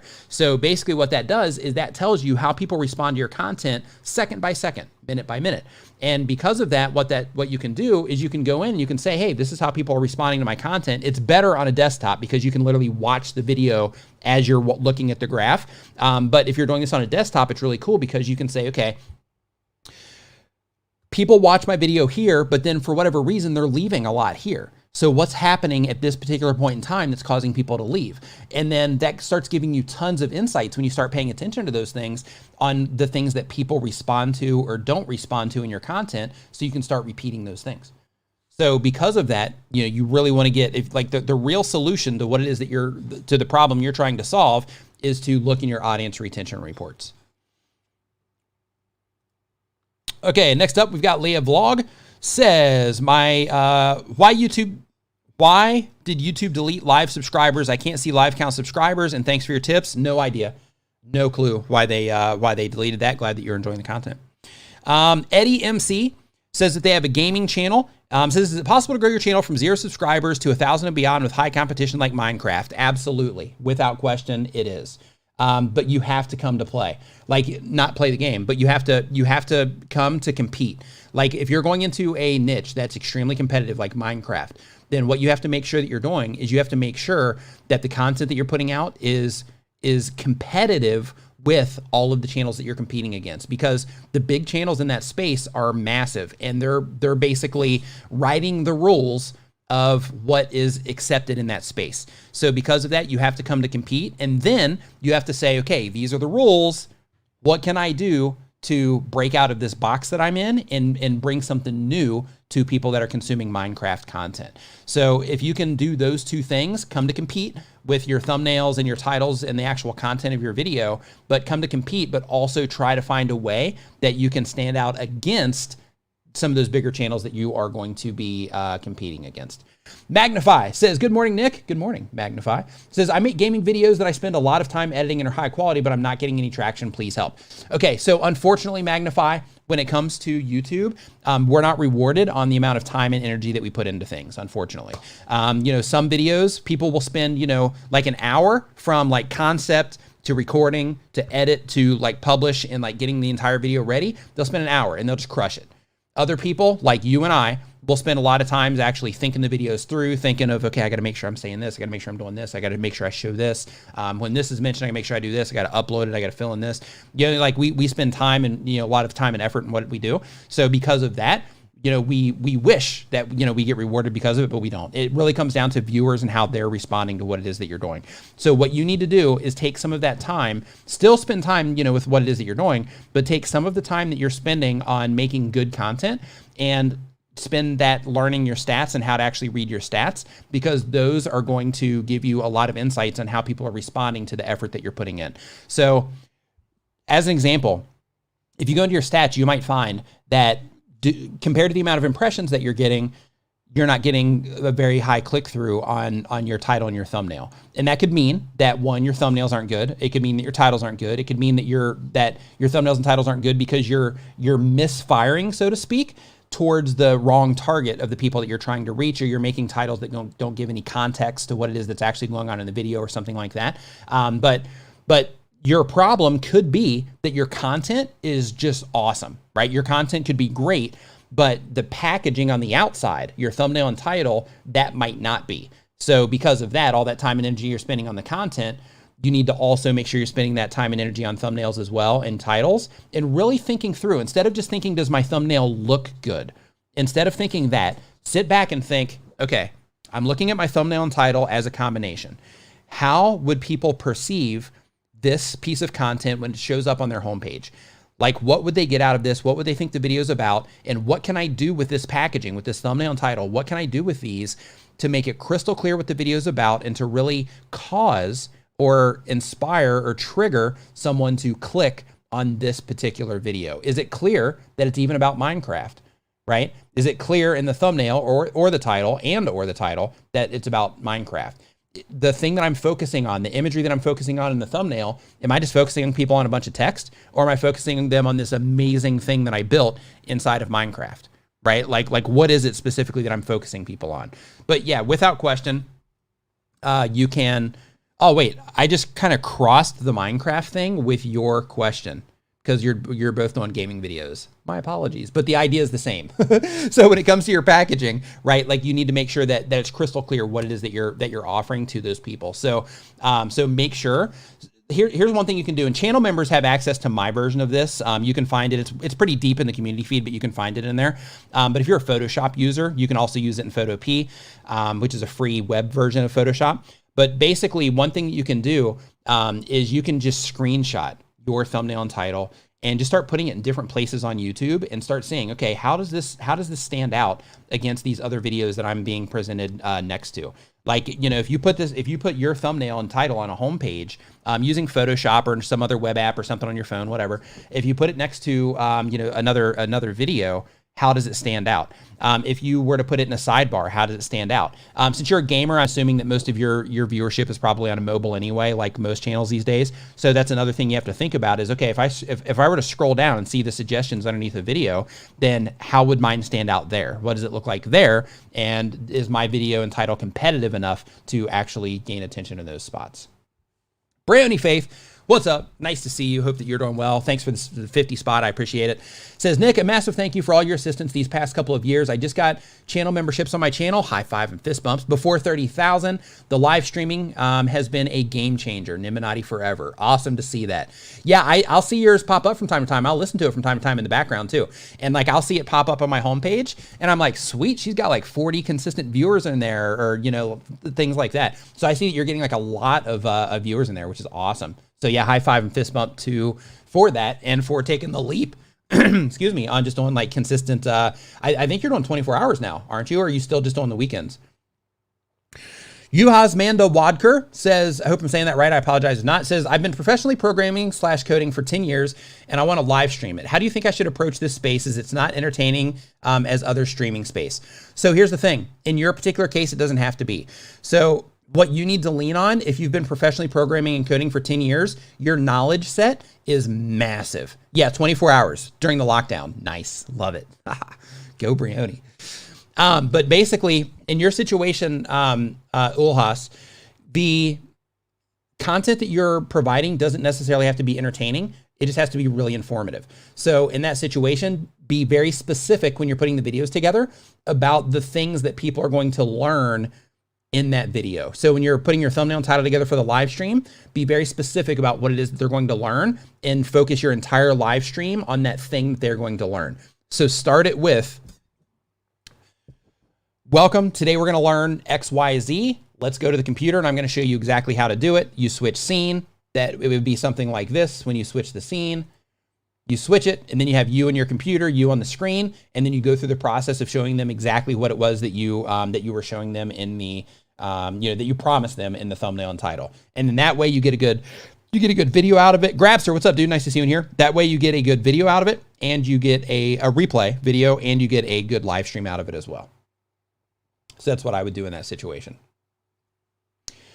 Okay, so Mr. Casey Loudry says, hey, Nick, what's your routine for staying calm and relaxed before going live? Good question. So for all the people that are new to live streaming, White Noise Studio, what's up? Nice to see you in here.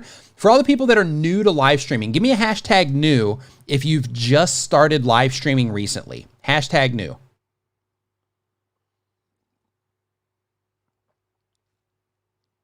Hashtag new if you've just started live streaming. So Mr. Casey Laundry says, I'm so nervous about going live for my first time later today on Twitch.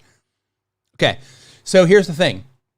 If you are new to live streaming, which it doesn't look like we have a bunch, but if you are new to live streaming, one thing that you are going to get initially is you're going to get those jitters, so to speak, on being new to live streaming. So, you're going to be thinking to yourself like, oh gosh, I hope I don't mess up. Oh, I hope I don't say something stupid. I hope my camera works. Dale, self-publishing with Dale in the house. What is up? Nice to see you here.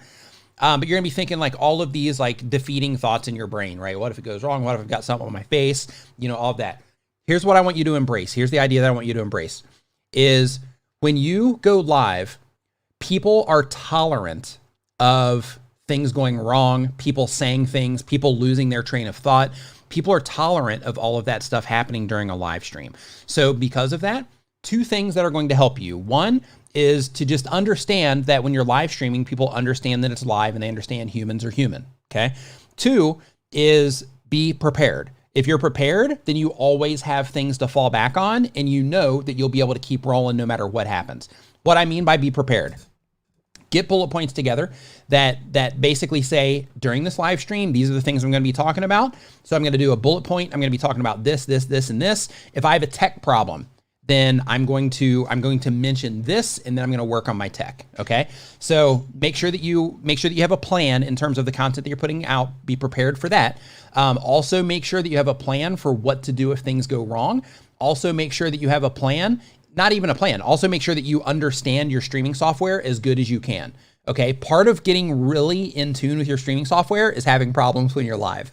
So be ready for that.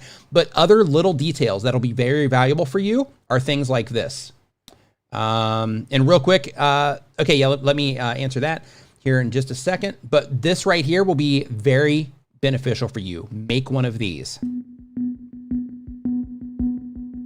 Okay. The reason that you want to make one of these is because things are going to go wrong. You're going to be live streaming. You need a Be Right Back screen. I actually have some of those on Tuber Tools, and we're actually loading some into the members area right now as well for different streaming kits. But basically, you want to have a Be Right Back screen because here's what's going to happen. Cameras are going to go down. You're going to have to use the bathroom at some point. It might be a year until you're live and you realize that you have to use the bathroom, but it's going to happen. Somebody's going to ring your doorbell. So like a kid's going to run into your room if you have people in your house, or a friend's going to come in there if you have roommates or whatever it happens to be. Like your things are going to happen. So because of that, just be prepared for it and you'll be fine. But when you know you're prepared, that will help you mentally for the live stream, and you can just focus everything on the value that you're bringing. So again, be prepared with bullet points. Be prepared with a Be Right Back screen. be prepared by knowing your tech. Okay, those 3 things by themselves will take a huge amount of pressure off of you and your live streaming. But also just be mindful, again, the human side of live streaming is what makes live streaming what it is. So people embrace that. Like anytime we have stream problems, I've done so many live streams, I've never counted, but I've done a ton of live streams on my channel, other channels, and we've had so many tech problems that I can't even, like, for as many live streams as we've done, we've probably had double the amount of tech problems through multiple streams. But the thing is, even now, I have live streams. Like actually didn't happen last live stream, but all the group live streams that I've had previous to this one, like 3 live streams before the last, my camera went down, and it might even happen during this live stream. I've updated the firmware, I've changed the way that I'm connecting the camera, doing all this stuff to try to fix it, but the camera, I still keep having problems with the camera, and it's just part of the gig. So because of that, when I go live, I don't think, oh man, I hope my camera doesn't go down. I think, camera's probably going to go down. If it does, then in that case, I'm going to throw up a be right back screen, and I'm going to, reconnect everything, and then I'll bring it back in, and then we'll just keep on trucking, right? So just be prepared in those different areas, and then you'll be able to rock your live stream. Chaotic Ayana says, hey, I just started a gaming channel, and your videos are helping me immensely. High five, fist bump. Love it. Welcome to YouTube. Glad you just started. The thing I really hurt for is feedback from people. Any tips on getting it? Ask for it. So when you're first getting started, people aren't going to, that back problem I was talking about just hit me. When you're first getting started, people aren't going to just naturally start giving you tons of feedback. You have to encourage people, and you have to make it a good environment for it. So for example, instead of just saying like, give me feedback, ask specific questions to your audience. In a video, ask them something very specific. Hey, I'm experimenting. Here's an example. I'm experimenting with the audio processing on my video. If you've watched any of my videos previously, let me know if you think this one is better in the comments. Just say better in the comments so I know. That's it. If you're wanting additional feedback, like let's say that you are, you're doing anything, just literally be specific about the specific thing that you want them to let you know feedback on, and don't make it to where they have to write out this big long thing. Just be very specific on like, I need an answer to this thing. Leave me a comment and let me know what your thoughts are on this specific thing, and get feedback that way. Hey, this is a new series. If you like it, let me know by leaving a comment down below and tell me, an idea that you have for it, or tell me, why you like it, or something like that, right? Do those sorts of things. Nook Matter, welcome to the channel membership. Make sure that you check the Nimminati VIP Facebook group next time you're on Facebook. Make sure you fill out all the questions on the way in, because I verify everyone. And also make sure that you check the community feed, because there's some free stuff for you in there as well. For example, I have it in the Facebook group too, but I also have it in the community feed, I believe. There's like a little subscribe thing that you see down here in the bottom corner of the screen. If I can even get my finger to point to it. As you can see, how I was talking about things going wrong in the stream, even that, like all this time, I still don't even know where to point. But basically, there's a little subscribe thing like right here, possibly. Like as a channel member, you get that free, for example. Just little things like that, some cool stuff.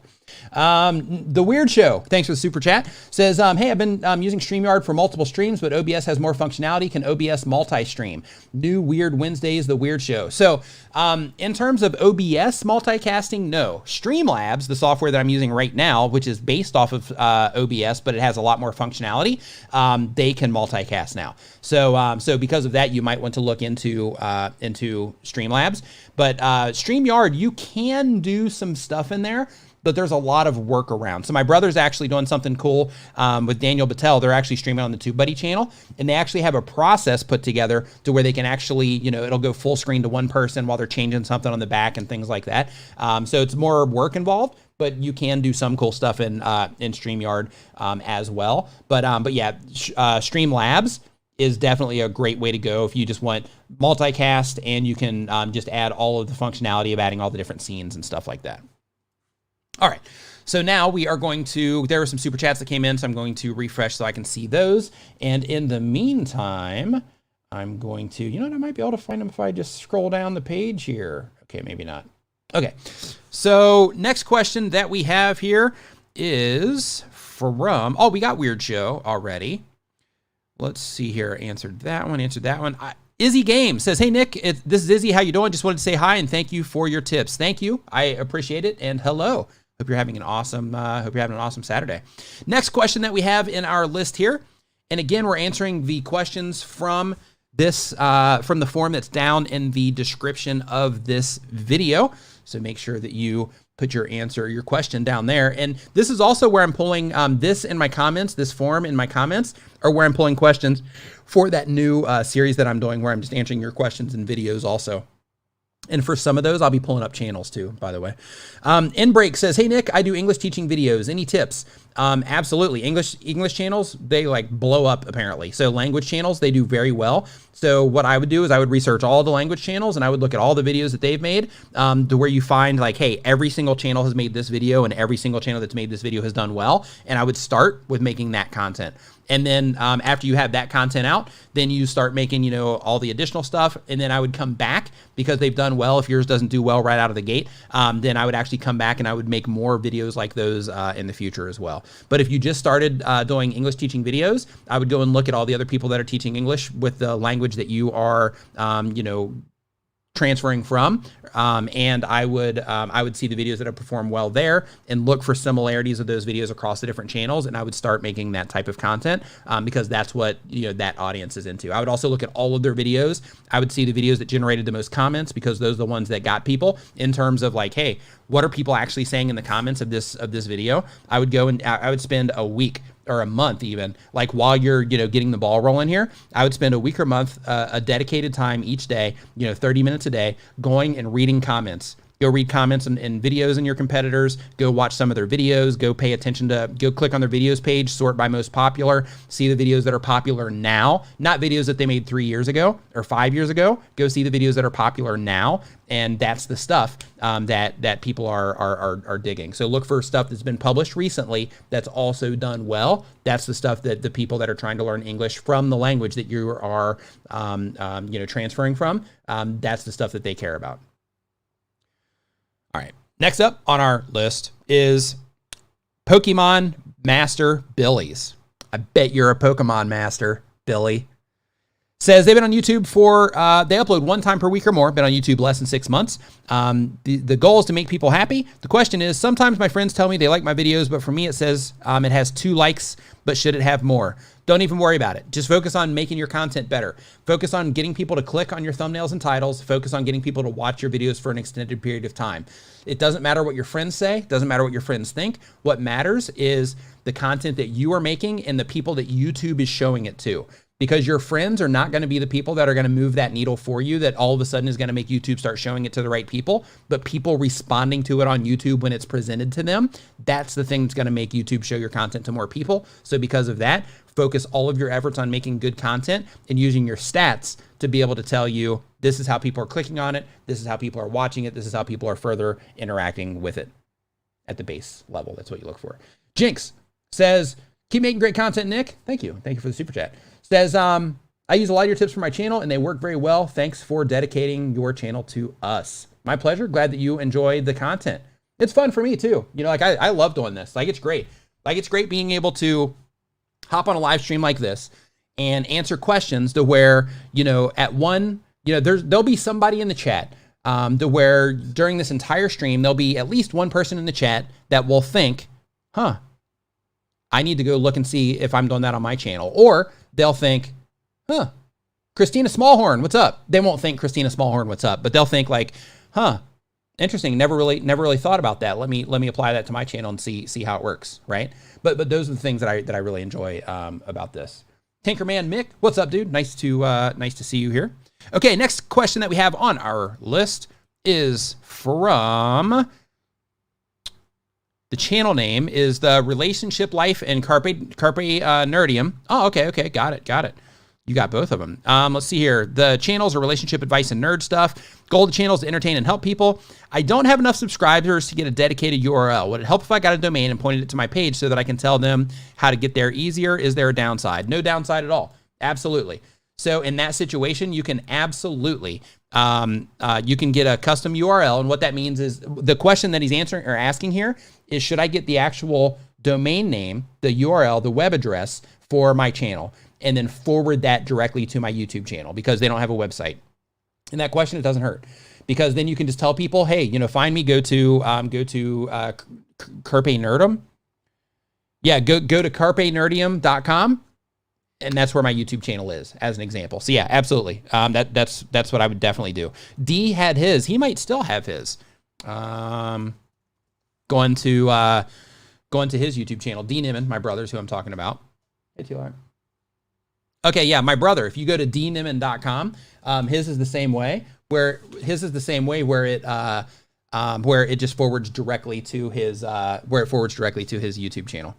Magnify says I'm a graphics and visual effects artist. The thumbnail are quite high quality. Okay, so that's cool. And one thing that you want to think about, again, in this situation is high quality is good, but you also want to make sure that you're testing because, like you can make high quality thumbnails, but the color selection might turn people off where one color they might click on more than another color for the people that YouTube is showing your content to. Like one font might get people to click more than another font, or just the contrast that you have between different things in your image might cause people to click on one other than the other, as an example. So I'm actually going to look at your YouTube channel because I'm actually in the process right now, Magnify, of like I'm hiring people to help me with some stuff. I don't know if you do paid work or not, but I'm actually looking for some visual effects people right now to help me make some stuff. And I do not see your channel. So I'm doing it the old fashioned way here. Still don't see your channel. Look for, oh, found it. Boom. Oh, you do that kind of stuff too. Okay, cool. I'm going to subscribe to your channel so I can check it out later. But hey, Magnify, if you are a visual effects artist, if you could send me an email to asknimmin@gmail.com and just put that, graphics artist from your live stream. If you do paid work, I might have some work for you. Artificial DM says, do you recommend publishing live streams? So I get this question every single live stream, and I'm so happy that the Video Influencers also puts together a live stream that's different than what it is that we do here, because I love to give their live stream as an example. So basically, if you go to, and I'll actually just pull them up on screen. So basically, if you go to the Video Influencers YouTube channel, let me pull them up on the screen right here. So as somebody that's watching my live stream right now, you can tell that my live stream is pretty much all over the place, right? I'm all over the place. So I'm answering a bunch of different questions. I will talk about, YouTube, and then I'll talk about, like how my girlfriend and I have been playing a lot of Fortnite lately, which is something I talked about in my last live stream. I'll also talk about movies from time to time, or I'll take little like side paths in the conversation. And because of that, my live stream is just kind of all over the place, but it's a great hangout. It's a great long form experience to learn a ton about YouTube over a really short amount of time while you're doing other things and you're listening to this in the background, or while you're watching and participating in the chat, either way. But it's just kind of a mess. It's a hodgepodge of stuff that can all help you get views and grow your channel, but it's not focused around a specific thing. Like there's a lot of different things covered during the live stream. Now, in contrast, and with that, these are good to unlist, actually, by the way. So right now they're getting tons of views on them when I publish, like more than double what they normally get. So because of that, I'm still leaving them up. But typically I actually take them down because I don't want the live streams to be the first point of contact with a possible new viewer of my YouTube channel when I can serve them a piece of video content instead that would be tons of immediate value to where they don't have to listen to 10 minutes of me just talking and welcoming people to the stream and that kind of stuff. Whereas New Home Know-It-All, what's up? Thank you for the super chat. I appreciate it. Whereas in contrast, one that I want to miss you, D. In contrast, one that I want to bring to your attention is the Video Influencers channel.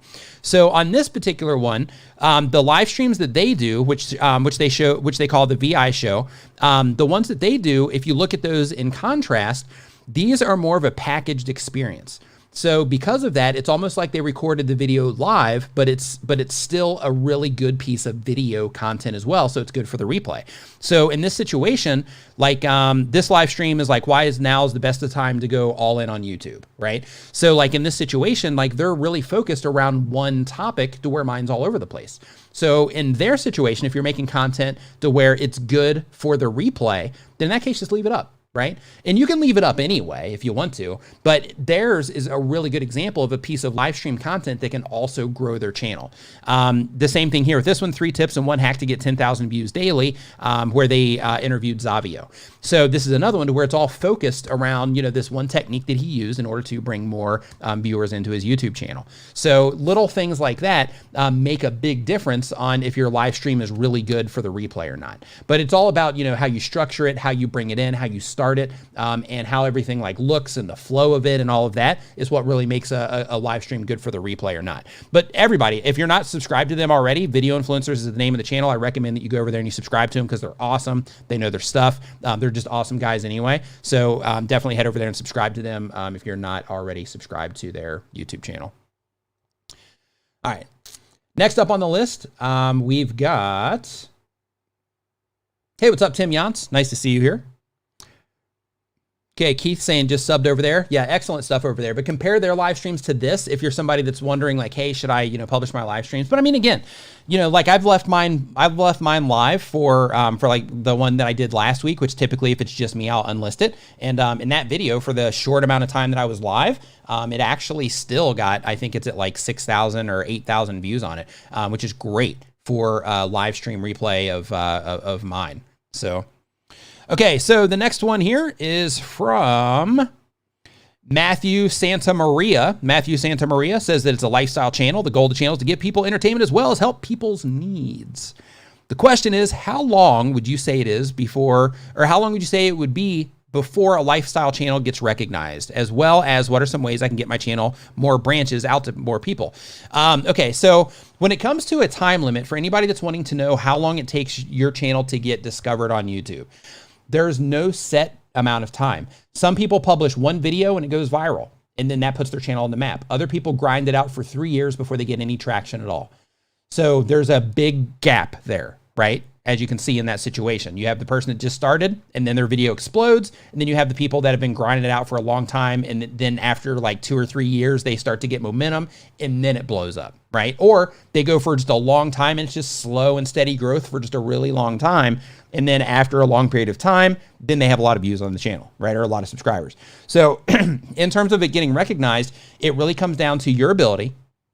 It comes down to your ability to get people to identify that your content is for them from the outside in terms of your thumbnail and your title that you're writing in order to actually draw them into what it is that you're doing. So it comes down to your ability to do that. And it comes down to your ability to actually make people, not make people, but just to make content that people enjoy.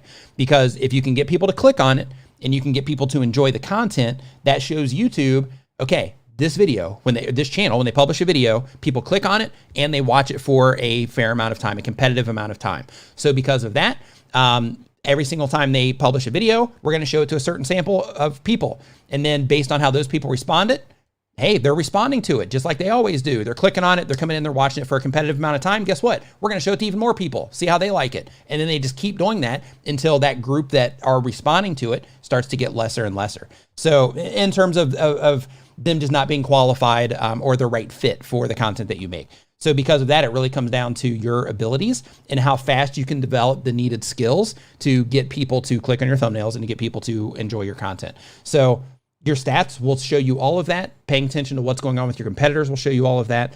You know, like it's not magic in any way, shape, or form. It's not rocket science in any way, shape, or form. It doesn't take a genius to like figure out how to get people to respond to your stuff on YouTube. But what it does take is it just takes time and it takes being objective. And what I mean by it takes time is if you don't have, like, if you're back, if like your life history didn't give you the necessary skills to start YouTube and have an edge, then those skills have to be developed after you start YouTube. So I was fortunate enough to already have graphic design experience, to already know how to edit videos at a really base level when I started my channel, to be able to afford a decent camera when I first started my YouTube channel. So because of that, right when I started, I had those advantages out of the gate. Where other people, a lot of people when they come in, you know, they have to go through the process of, man, I don't even know, like, For example, for my website, Tuber Tools, right? I just had somebody that reached out to me and they got one of our templates, and most of the stuff in there you can customize. You can customize it for the graphic side. So basically, they got one of the templates and they were loading it into Photo P because they didn't have Photoshop, so they could edit it inside of Photo P. But they were loading pictures into the thumbnail template. And things that I take for granted because of the skill sets that I have and just my history of working with different softwares, I know, just like you might know, that when you upload or when you put a picture into like a template of any kind, that you have to size that picture in order for it to fill the frame, right? Or that it has to be the right ratio photo. Well, this particular person, they were just dropping their picture in there and they were expecting it to just fill the frame because they weren't familiar with the software or with how that stuff worked in order to know that that happened. So for them, part of their skill development in order to get some results on YouTube is just learning the very basic things of, okay, if I'm making thumbnails, how do I do this very starting thing of getting a picture to actually fill the thumbnail frame? Right? And you might be in a similar spot, somebody that's watching this right now. So if you're in that spot, you have to go through that process of learning how to do some of that stuff. And like the channel I had up here earlier that had all the text on the thumbnails, the detecting channel, same exact thing for them. Because you don't have that design experience yet, it's important in your case to just focus on the imagery. Right? Focus on making sure that just an image without a bunch of stuff and a bunch of text all over the place and logos everywhere. Just focus on the imagery of what is this video about and making sure that it's clear that you're taking a photo or at least a screen grab of what the video is about. And you're doing your thumbnails with that instead of trying to do all this complex stuff when you haven't gotten the skills yet. And I know the way that you develop the skills is by actually going through the process and trying new things, but do that not in a way that's going to impact your channel, and just focus on actually, going through the process of developing those skills. And then you'll get your lifestyle channel recognized faster. Also, another thing, just as a side note, if you're doing lifestyle content, try to connect with other lifestyle YouTubers for collaborations. Try to find like people that consume lifestyle content, try to figure out where they're hanging out. And then just interact in the communities there. Eventually, you'll get known as the person that makes YouTube videos there. Don't go there and spam your content, but eventually through you mentioning it or someone else mentioning it or whatever, you'll get known as one of the people that make videos in that particular group. Nowhere Animation says that they have been on YouTube for 1 week or more. They've been making videos for less than a month. They do it on a Samsung Tab A with an S Pen. It's an animation channel, and the goal is to make animation meme to entertain people through animation. The question is, how do I manage my schedule? Because the longer the duration, the longer I have to make a video. That's the peril of animation channels. In order for you to put out content on a regular basis, you have to be extremely dedicated to making the animations. So because of that, oh, whoa, somebody's here from Bangkok, retired working for you. What's up? Nice to see you here. We're practically neighbors. I'm up in Chiang Mai. Says, hey, Nick, started a channel here in Bangkok with you as a big influence. So thanks. Oh, it's awesome. High five and fist bump to you for that. Good luck with the channel. Awesome. So when it comes to animation channels, that's the peril that you have is like you want to have a really good, hey, Nikki Gaming's in Phuket. Well, hey, let's just turn this into like a Thai hangout stream. No, I'm just kidding. But basically, when it comes to animations, in order to make a really good animation, typically it does take time. So people do like kind of lame animations where it's just like a stick person and they get tons of views too. So you're an artist, and because of that, you have your art and you have to serve your art. But if you are going to be a YouTuber as well, you also have to make sure that you are able to mix the amount of time. Like, okay, my animation, it's going to take this amount of time. That means my publishing schedule, instead of weekly, it's going to be every other week, because that's just how it has to be in order for me to make these animations. So because of that, what you have to do is you have to change things up in a way to where instead of looking at it like, okay, I have to make sure I'm publishing a video every week, think of it like, okay, I have to make sure that I'm publishing a video on something that's going to be the most likely to get views. So when I'm doing animations, maybe I do animations on things that are popular in the world right now or popular in a particular, space or something like that, instead of just doing like general funny animations, unless your animations are really, really good. If your animations are really good, then in that case, you can use like Lucas the Spider as an example. So they've got like millions of subscribers. They've just got a handful of videos and they upload like once a month. Right? So same thing with like Kurzgesagt. You know, they don't have a ton of content, millions and millions and millions of subscribers. All their videos gets tons of views because it's excellent content. So if you make excellent animation content, then the doors will open for you. You just have to keep going through the process of making that good content and until people start sharing it out, which is why you make it about popular things. Theater Maker IE says, we produce a live stream about theater. Does it make more sense for SEO and viewers to republish the live stream after, or just leave the stream up? So in terms of SEO, if your live stream is about theater and you look for the results that are around the things that you make your videos about, and you see that all of the search results are video content, not live stream content, then there's a really good chance that people are responding. That's why they're showing up first in search, that they're responding to video content over live stream content in that situation, if you can find other people that are doing theater content that's live. So if you find other theater content that is live and people are responding to that, then those are the types of terms that you would go for if you're trying to use YouTube search to bring attention to those. Because based on how YouTube decides to show content to people, like when it comes to search, people are actually looking for that content. So since they're actually looking for that content, it's a little bit easier because in that situation, the only people that you're competing with are the people in those search results. So you have to make sure that your live streams are competitive for those search results that you would actually optimize those streams for. If not, then they won't stay in those top spots for very long. If they are though, like if you do your live streams in a way to where it makes for a really good replay, then in that situation, or if the live stream content is done in a way, because, you know, like if it's live theater, then in that situation, if it's edited in a way to where, you know, just like they do live TV, if it's edited in a way to where it's still a really good thing to watch on the replay, then absolutely just keep it live in that situation. There's no need to take it down and republish it. But what you can do, if you want to use some of that live content as a discovery mechanism to hop into some of those video results, then in that situation, you can take some segments out and you can do videos about those. So it could be like, you know, highlights of this or highlights of, you know, like, I'm not sure the details of the theater, but, you know, if you could do like highlights or special moments or something like that, to where you might be able to repurpose some of the content as video content while still leaving the live content up as a live stream. History Explained. What's up, man? Nice to see you in here. Says, I'm planning to move from New York City to Romania in September to become an English teacher and to focus on growing my channel. Will my CPM be affected? And is there anything else I should be concerned about? So just as a heads up, if you're moving from New York, the one thing that you're going to be concerned about is that you're going to save money on taxes. So after you've been out of the United States for like 330 days, then you can actually start claiming a exemption. So what you want to look for is you want to look into something, if you're not aware of this already, called a foreign earned income exclusion. And you of course consult your tax person, but that's going to be something that that you are going to enjoy. So just that tip alone was worth way more than your $9. So you just got massive value right there. But on the other side of this, in terms of it hurting your CPM, no, it's not going to hurt any of that at all. I'm in Thailand. The thing that matters with your CPM is the actual topics that you're talking about, and the people that are watching them. Like where those people that are actually watching the content, that's what's going to impact that. So so you're fine. So if you move to Romania, you're uploading from Romania, no problem at all. I upload from here in Thailand, and it's fine. So you're good to go. Let's see here.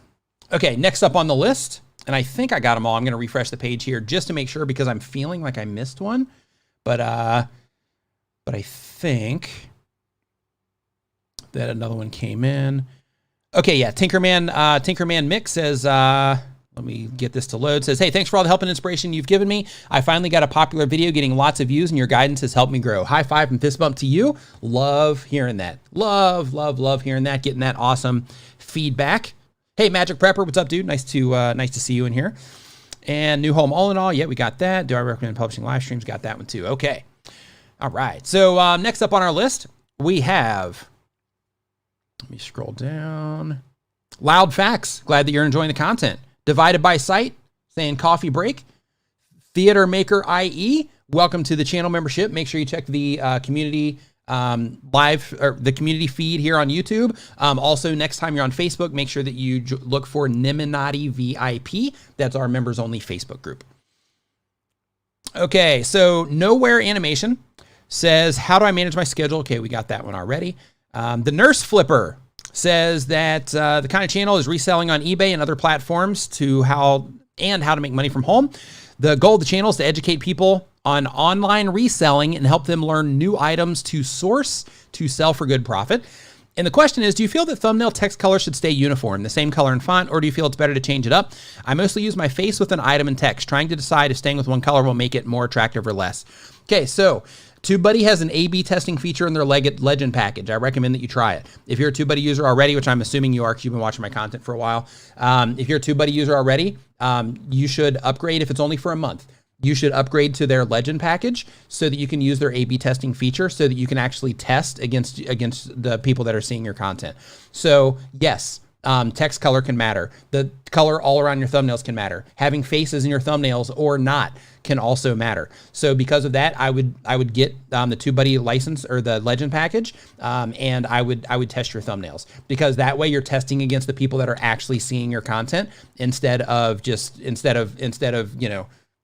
just wondering, right? So you're getting actual data behind your question instead of just giving a tip. So my tip is to test, and it's always to test. But basically what you want to go for, you want to test having fonts, or you want to text having words on your thumbnails versus not having words at all. You want to text having your face on there versus not having your face at all. You want to test having your face with text versus no face and text. You want to focus on, or you want to test having just to focus on the thing that you are reselling. Or maybe like one side of it says, this, and then the other side says, it just shows like sold this for certain dollar amount, right? Things like that. So test different things that you can do with your thumbnails and use the A/B testing feature so that you can see exactly how people are responding to what it is that you're doing. So you get real data behind what it is that you're doing. iFun Chris, thank you. Costume CO in the house. What's up, Heidi? Nice to see you hanging out in the stream here also. Okay, next question that we have here in the list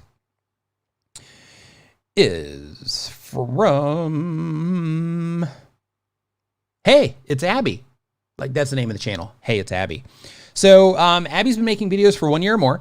It's a FIFA gaming channel. The goal is to become a popular African gamer and YouTuber and start making money at a young age just to be recognized.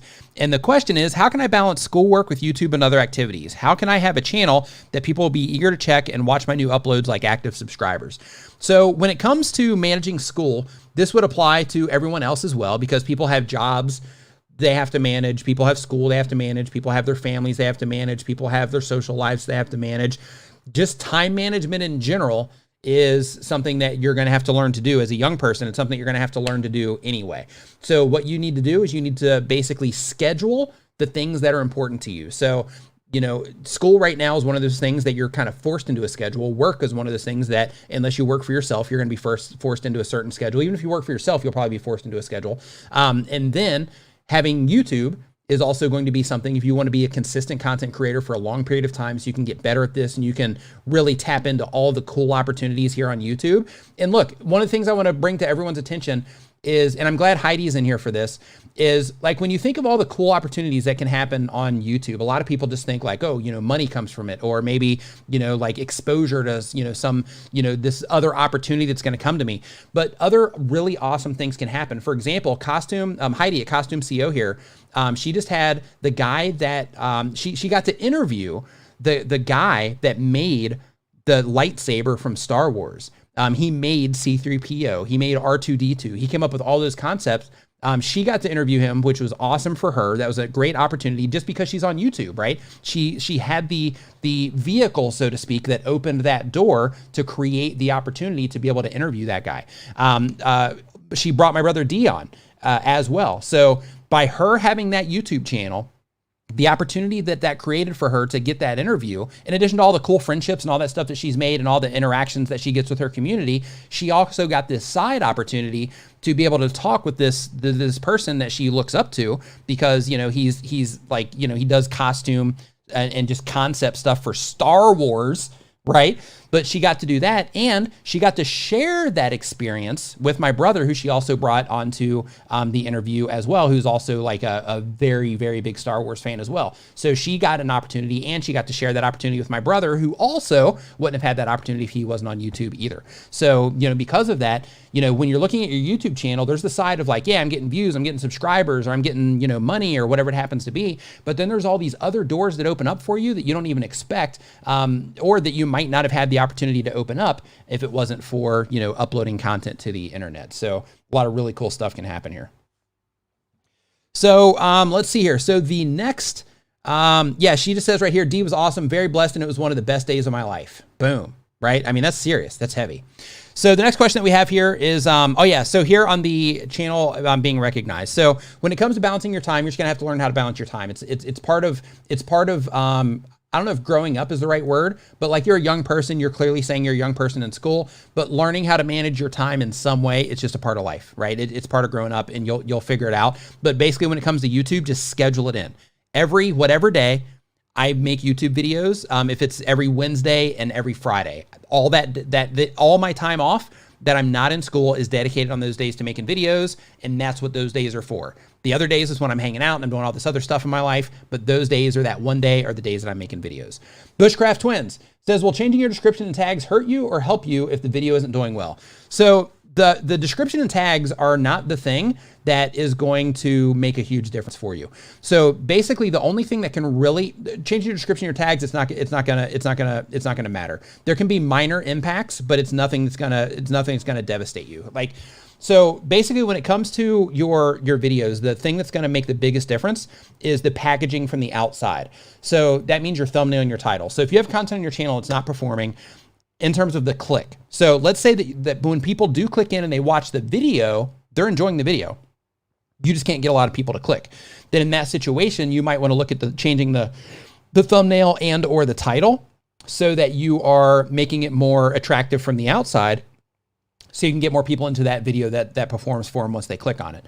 But if you're not getting people to click, or if people are clicking, but then they're not watching the video and enjoying the video, that's why the video is not performing well. It's not because your description or because of your tags. It's because they're watching that video and the video itself is not doing well. It's not keeping people, people are not getting a good experience from watching the video. If you're not getting them at the click level, then in that case, it's your packaging that's causing that video to not do well. And that packaging is your title and your thumbnail, right? Those two things are the things that basically paint the impression that people are getting before they click on your video. It's the thing that's causing them to click. And then when they click on it, they hit your video. Is your video matching up with that? And then your ability to actually get them to click. You want to think about who it is that you're targeting. You want to think about what source it is that you're targeting. And then you want to structure your thumbnail and title around what traffic source and the person that you are trying to reach with your thumbnail. CJ Gaming says, hey Nick, my brain is expanding from your advices. Got a big brain now. Thank you, CJ. Thanks for the super chat. Glad that you are enjoying the content. The Gaming Cafe says, in case you weren't aware, Avatar, The Last Airbender is now on Netflix and people need to know. We do. That'll actually give us something to watch. Thank you. Says, love your stuff. Thanks to Gaming Cafe. I appreciate it. Glad you're enjoying the content as well. The Artist Haven. What's up? Nice to see you in here. The Center of Laugh to Comedy. Thanks for swinging by. Hope that you're doing well. All right, next up on the list here for our questions says just JORR. And I'm not sure if that's a 0 or an O, but it's going to be really hard to tell somebody about your channel. So just as a heads up there. So basically they upload every other day. They've been on YouTube for less than a month. Welcome to YouTube, by the way. Channel has a little bit of everything. And the goal of the channel is I'm uploading to YouTube because this has become an outlet for me and I want to inspire and motivate others who are also afraid of coming out of their shells. The question is, first of all, thank you for doing this. My question is, how can I increase my watch time organically? Thank you. So if you're getting people coming into your channel, then in that situation, if they're already coming into your channel and you're just trying to increase your watch time organically, then what you do is you create something called a watch time trap.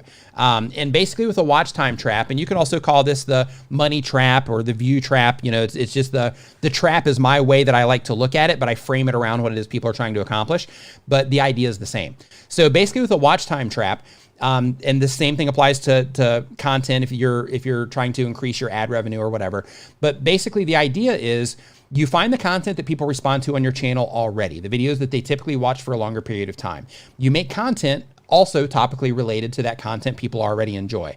From that content, you link additional content that is topically related so that the viewer would be highly likely to go from the video that they're currently watching into this next video that you recommend, which would be a playlist. They go into this next video that you would recommend, which would then recommend additional content, which would then recommend additional content, and so on.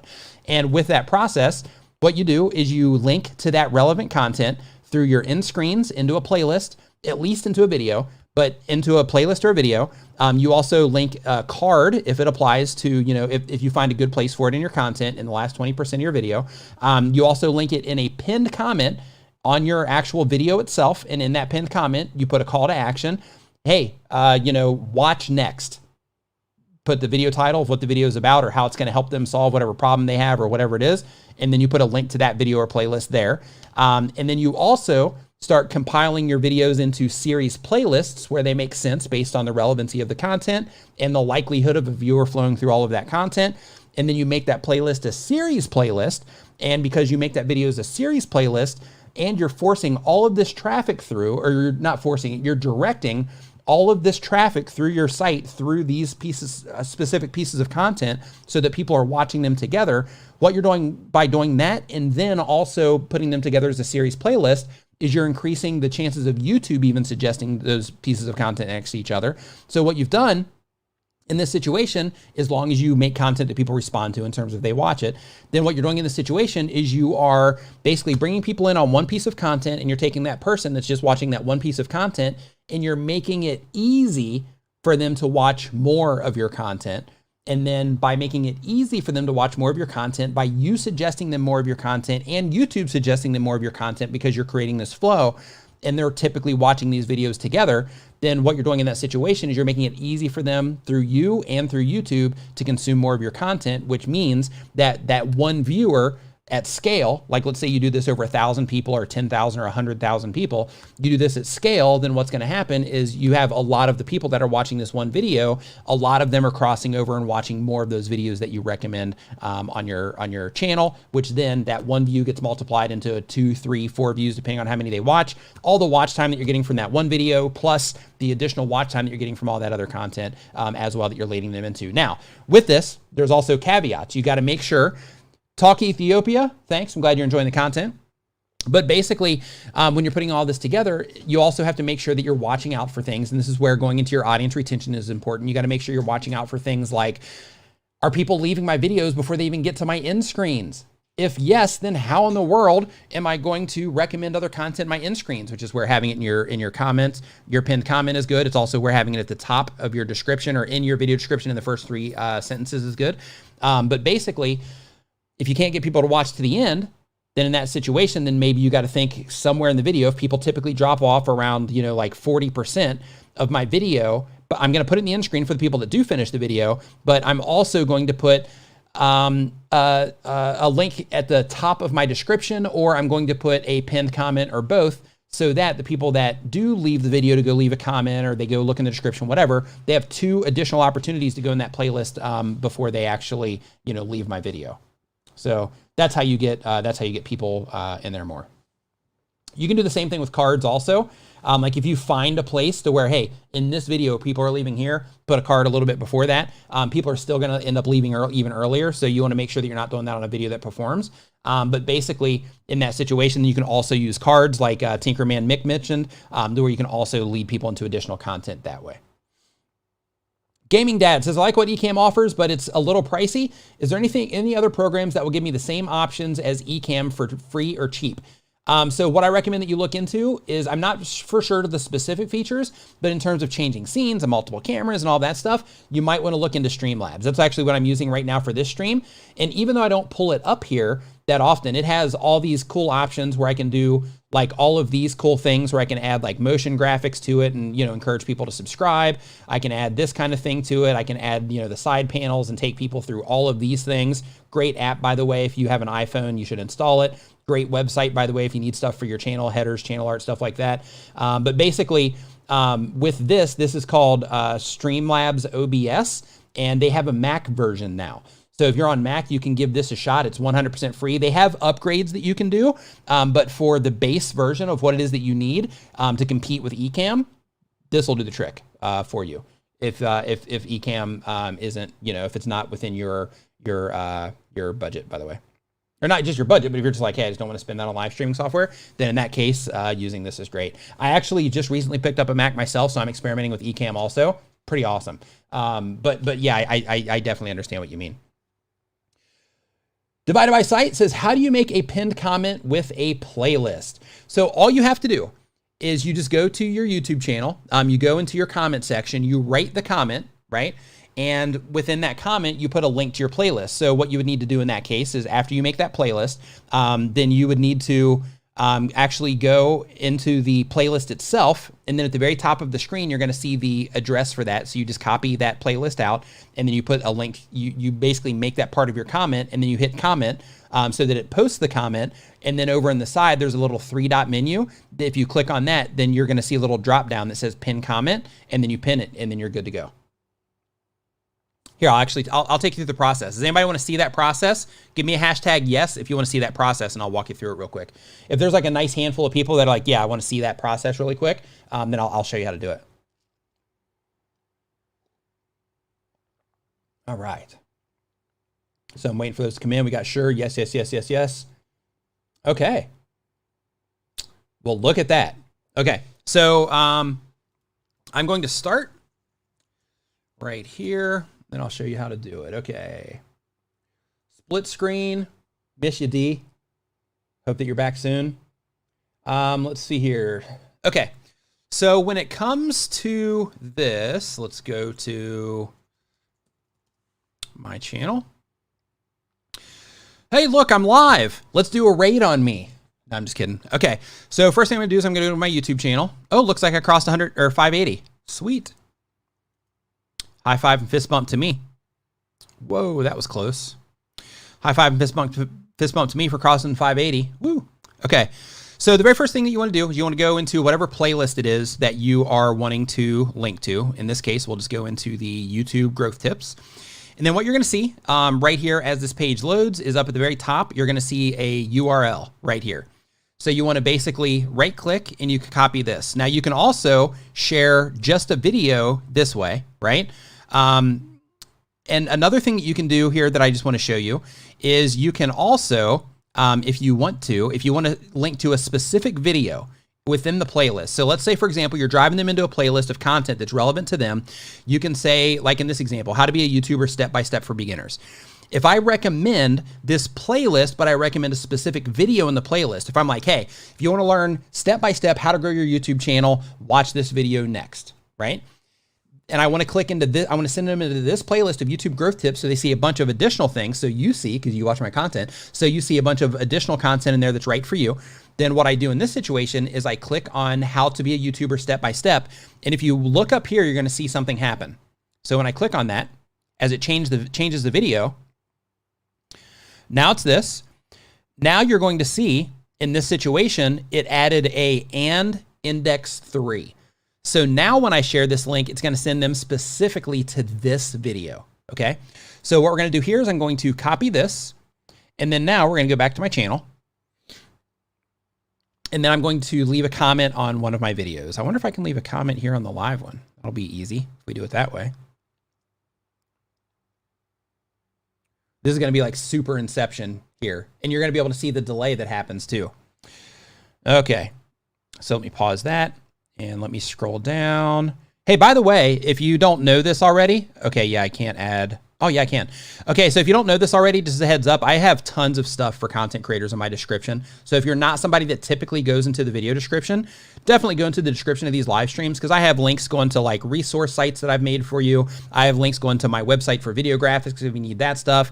I have links going to the mailing list for the course I'm getting ready to launch so you can be notified when that goes up. I've got links to Brian G. Johnson's book down here. Vid Summit replays are a Reddit group for content creators to hang out. We crossed over 1,000 people over there now. So we're going to start doing some cool stuff over there. Make sure you're a part of that.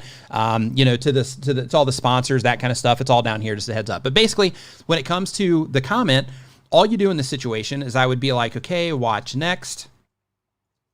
How to get views on YouTube step by step training.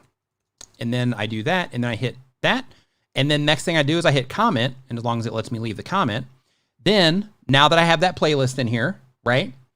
Then what I do here is I click on this little 3-dot menu over here on the side, and then I click pin comment. And then it's going to say if you pin a comment, this will replace it. And then I click pin.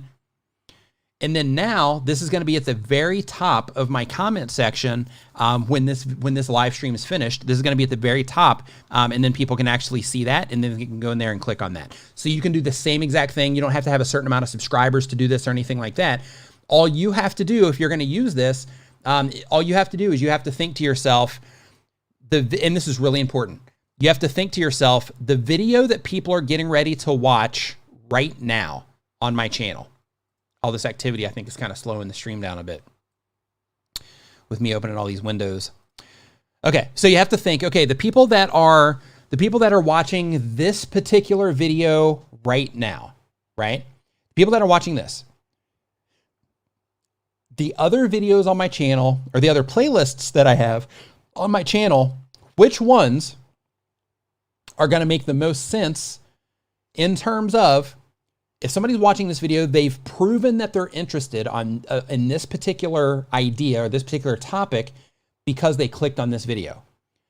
So now, what would make the most logical sense for them to watch next, or content that would just be the most relevant to the video that they're watching right now, so that I can send them to that, so that when they get there, they're going to also watch that video for a longer period of time too. Because what you don't want is you don't want to make it to where it's not relevant to the video that they're watching now, because if they click on it, then they might be like, oh, okay, well, still the same channel, but it's not really the content on this channel that I like, so I'm going to bounce. And then they end up hurting their retention. So you want to make sure that the relevancy in terms of them watching a video about how to make a cake, you want to make sure that the videos that you're sending them to are also about making desserts of some kind or something like that in that situation, or other cake videos that you've made on how to make cakes, right? So you want to make sure it's super relevant to what it is that they're watching. Hey, what's up, Seize the Day Studios? Nice to see you. Paul Peck Drywall Tube saying hey to Heidi. Paul Peck, man, 95,000. Getting close, dude. You're so close. So close. Getting close. Okay, next up on our list of questions here, we have Alex sucks at stuff. Tell you what, that's being objective right there. Just straight calling it out. Alex sucks at stuff. So Alex sucks at stuff says they upload every other day. They do tutorials on editing. And the goal is to build a happy fan base. Says, how can I get more views? Get more views by making content that people enjoy and by packaging it in a way that the people that you're trying to reach would respond to.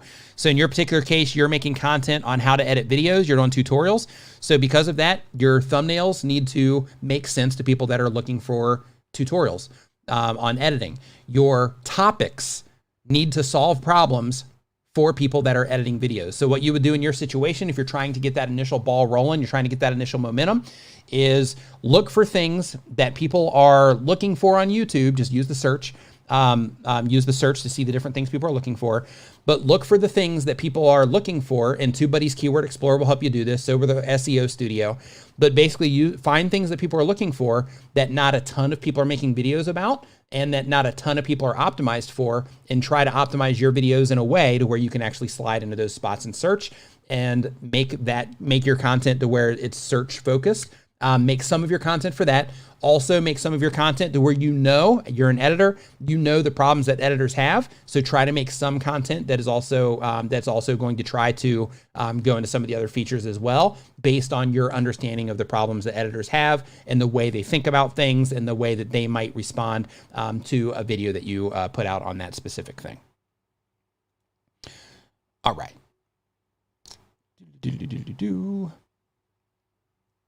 And by the way, if you're enjoying this content, if you're enjoying this live stream so far, having a good time, if you're learning anything at all, remember to give this a like, while you're hanging out here in the live stream. If you're giving it a thumbs up, lets me know that I'm on the right path, lets me know that you're enjoying the information that's being shared. Next up on our list is the CEO Tip-Off Show, and they have been on YouTube for less than a month. It's business advice and love interviews. The goal of the channel is to give valuable information to owners of medium-sized companies and CEOs. I want to build a relationship with them so eventually I can sell them memberships to our CEO mastermind groups. That's good. That's knowing what you're after there. And you can tell they're a business owner because of their thinking.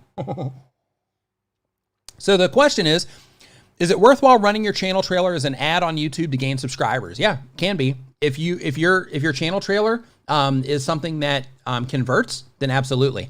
So since you're a business owner and since your goal is to build a relationship with them so you can eventually sell them your CEO mastermind group, you already understand conversions and things like that. I'm guessing if you already have a CEO mastermind group. So what you want to do, if you are going to be advertising your channel trailer, is actually make a few different trailers. Let's say between like 2 and 5, and literally just run them against each other. And then once you find the ones that convert the best for you, then just put all of your efforts into that one particular channel trailer. Also be very specific about who it is that you're putting those videos in front of, or that trailer in front of. And also, instead of it being a trailer, think of it more like an ad. So instead of it being made as a trailer, like, hey, I'm not sure what your name is, but like, hey, I'm Bob, and I have a YouTube channel about like XYZ. Think of it as an ad. When it first opens up, talk to that CEO or that small business owner specifically and tell them exactly, talk to them in a way that would make sense to them so that you'll grab their attention, right? So just like you do in your YouTube videos, open it with a hook that's going to grab their attention, and then actually talk them through the process of how you're going to help them find the solutions or get a better understanding or whatever it is, and then invite them to subscribe to your YouTube channel for more of the content. That's it.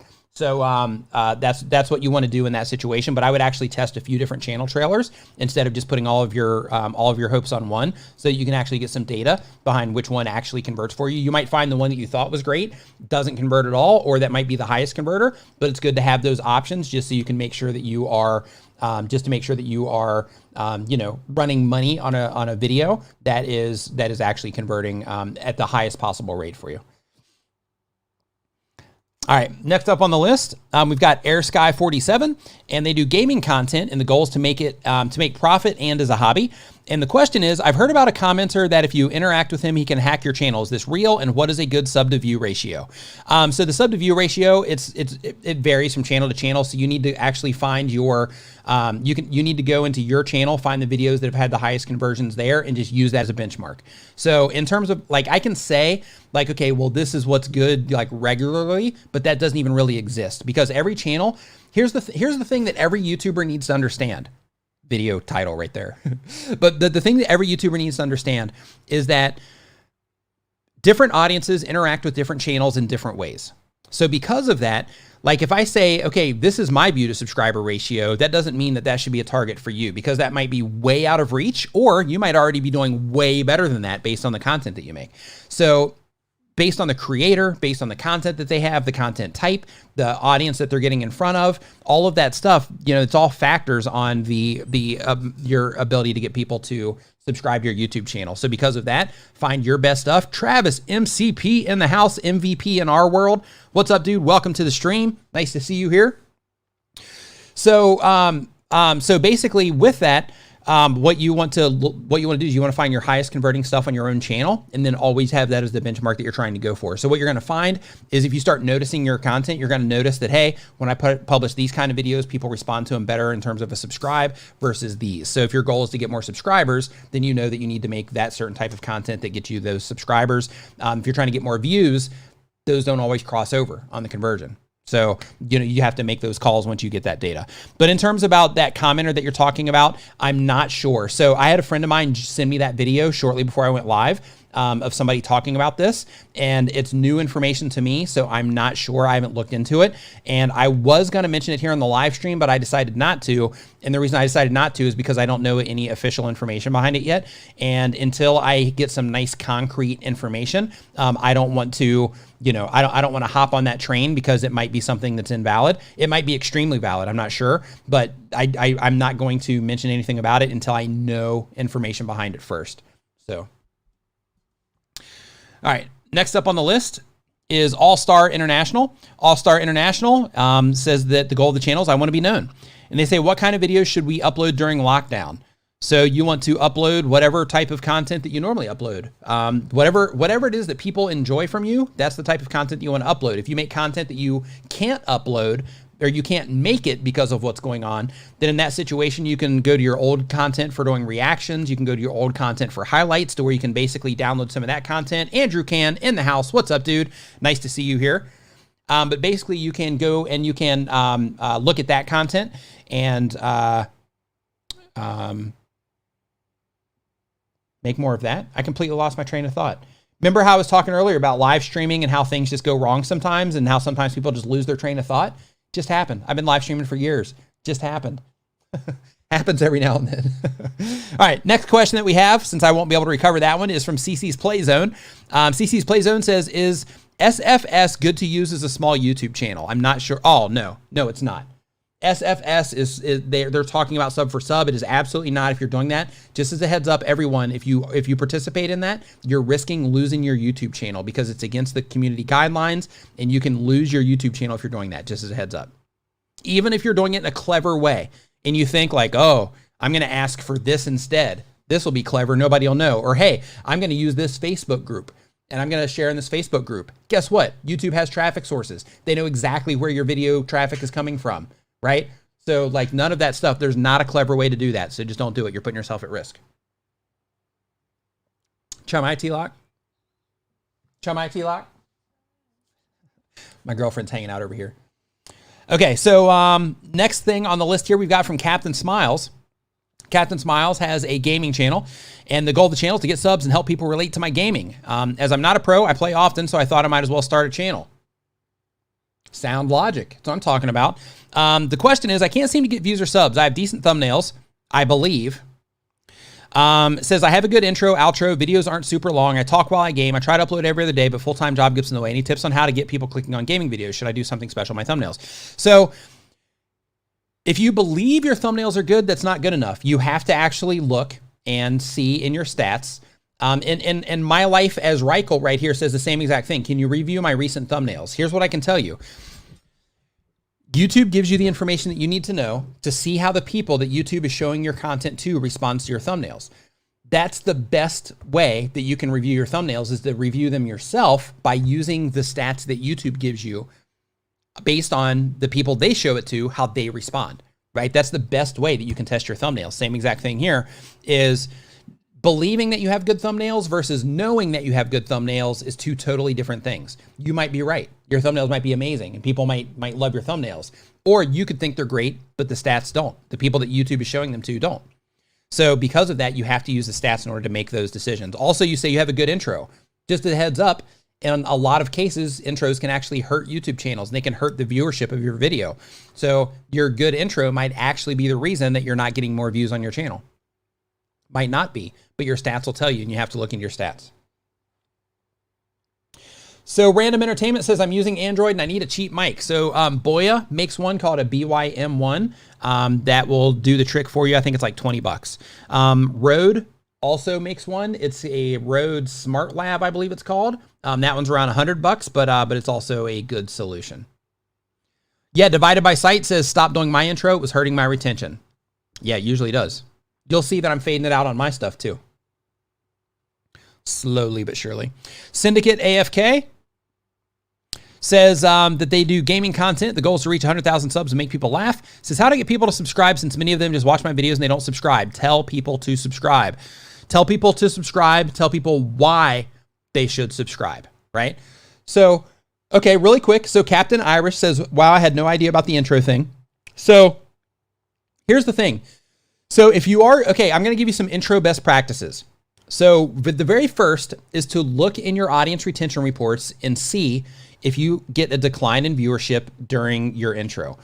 And the reason I want you to do that is because when you're doing an intro and it's a full screen intro to where it literally takes up the whole screen, the entire thing stops, it's a good segue. It feels good, right? Like when you're watching it, when you're putting it together, it feels great. Like, hey, I say this, boom, drop my intro, bam, get into the content. Like it feels good, right? The structure's right.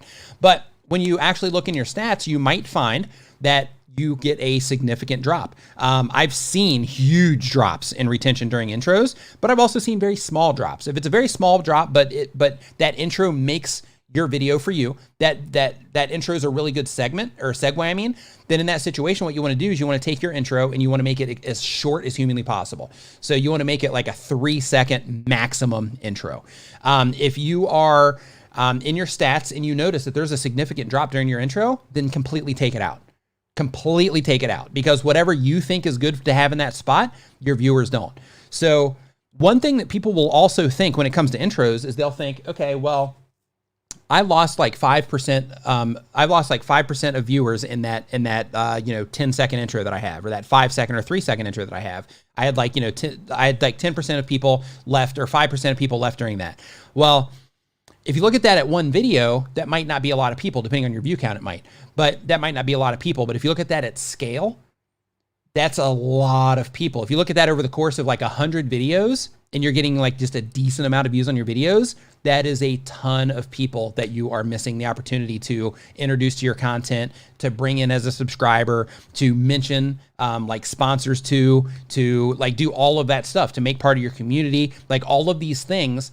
That's a huge amount of people that you're missing out on because you wanted to throw that logo intro in there. So if you are using an intro, in some cases it's fine.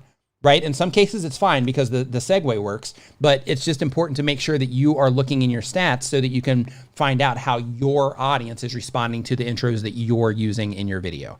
Okay? Because here's the thing, our attention spans are getting shorter and shorter, even though they're still fine, because people do make the argument that, we have the attention, less than a goldfish and all that. That's great. But I know that I'll still sit in front of my computer and I'll watch a 30-minute YouTube video. You're hanging out here. Some people here in this live stream will hang out for like 2 or 3 hours straight, sometimes up to 7 hours, when we were going live for a long period of time. So attention spans are there, right? But in terms of the logo, the idea is you just want to look at, see how your viewers are responding to it based on how they enjoy watching content. So your intro might be fine, or it might be completely killing your entire YouTube channel.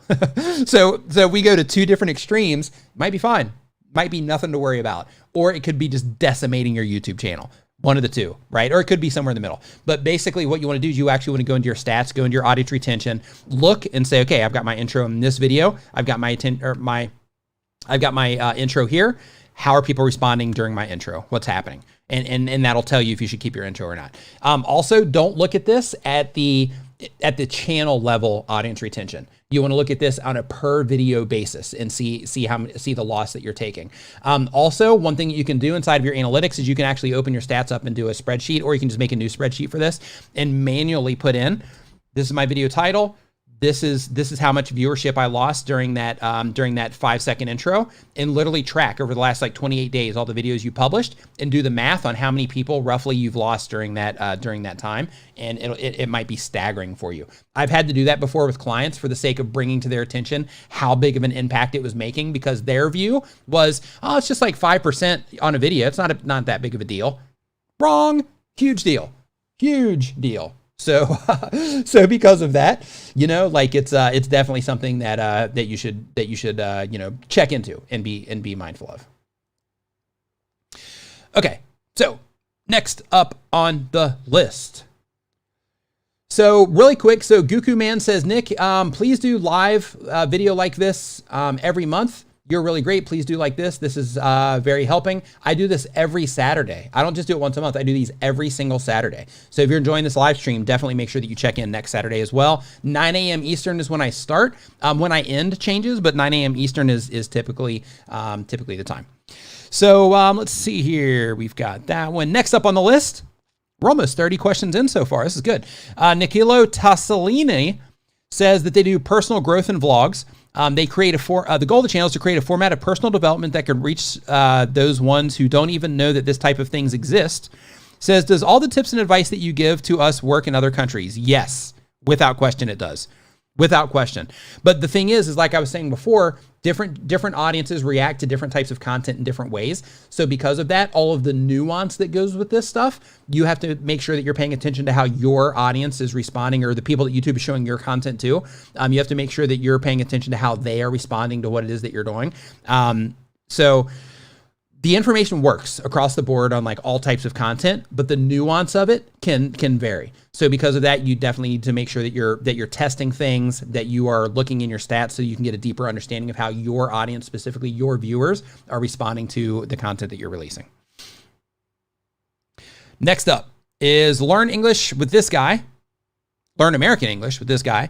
Says that it's a teaching English channel. The goal is to help people learn English more quickly. Says I hit 1,000 subs in my first 3 months. Can you predict the average time to hit 10,000? Nope, I can't. And the reason that I can't is because you could publish a video tomorrow that explodes, and then you have 10,000 within the next day or two. So that can happen. So yeah, I can't predict it. There's not like you can sort of be like, hey, I just noticed this creator at the growth that they have right now, they're at least going to have 100,000 subscribers by this time, or they're at least going to have 10,000 subscribers by this time. You can predict that. But in terms of like, I just hit 1,000, how long will it take me to get 10? There's a lot that can happen between 1,000 and 10,000 subscribers. So Go Garrett says, in TubeBuddy, I'm curious. Oh, okay, we did this one already with the unweighted sources. What scenarios it's used. Okay, yeah, we got that one already. We answered that one as a super chat. Pokemon Master Mix Enter says that they have a Pokemon channel. The goal is to get 500 subs. Says, how can I rank #1? If you want to know how to rank #1, then what you need to do is you need to look topically in terms of, okay, if I'm ranking #1, then the specific term that I'm going for, I need to be as optimized for that term as humanly possible. So I need to make sure that my title has it. I need to make sure that my that everything in about my video has the specific phrase that I'm trying to rank for. But most importantly, I need to make sure that the phrase that I'm trying to rank for is easily seen and quickly seen to where they can comprehend it when it actually shows up in search results, so that you can make sure that your title is done in a way that people are responding to it when it shows up in search, and your thumbnail is done in a way that it shows up in search, and that people also enjoy your content. So ranking #1 isn't just about, I'm using this title and I'm using this keyword and I'm using this in my description, I'm saying this in my video, and I'm using these tags. Like, it's not just about that. Ranking #1 in search is about being intentional about the terms that you're trying to rank for, but it's also about the performance of your video. So you can have a title that has all the stuff. Like, you can do all the stuff with your video when it comes to optimization, but if people don't respond by clicking on your thumbnail and title, and they don't watch your video and they don't further engage, then you're not going to stay in those search results, because the other people that are there, they are getting that activity. That's why they're #1 in that spot, or #2 or 3 or 4 or 5, whatever it happens to be. That's why they're in those spots, because the amount of watch time that they are getting per search impression is way more than yours if people click initially when you're in that search result, but then they don't stay in your video for as long as they're staying in those other videos. Then you're quickly going to be demoted in search, where those videos are going to maintain those rankings. The air conditioning guy, tell you what, that channel name, like, it's crystal clear to me that you talk about air conditioning. I tell you what, so I'm here in Thailand, right? Air conditioning guy. So here's the thing. So I've got this, they're really good here. Like, when it comes to repairs, they're really good about putting Band-Aids on things, but not actually fixing them, right? So every time they come to fix my air conditioner, which happens about every like 2 to 3 months, they'll fix it where everything's great. And then after 2 to 3 months, it'll start getting ice in it. So what'll happen is it'll start getting ice in it, and then I'll start hearing these like crackly sounds and things like that. And then next thing you know, I'm calling the repair person, and then they come. By the time they come, after the appointment's been scheduled, the air conditioner's completely shot. Compressors toast, like the whole thing, like it won't even get warm, like nothing's going on. So that's something I'm dealing with right now. But it's been going this way for like years, because that's how they operate over here. But anyway, love the channel name, and I'm happy that you're helping people fix their air conditioners, because there's a really good chance, if you're in a Western country, that you're like fixing it right like the first time, instead of having to keep coming back over and over again. So high five to you just for being a good air conditioning person. But anyway, how can I get you to assess my last 8 videos? I'm trying to follow your advice.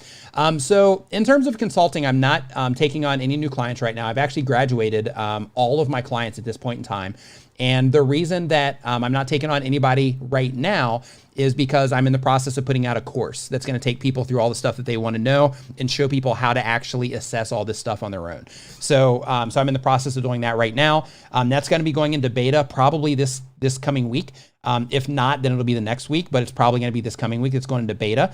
And then after that, after I get that launched and it's fully going, I have a few other courses that I need to put together just on like live streaming and some other things that people are always wanting information for, structured information. And then after that, then I'll be going back into consulting.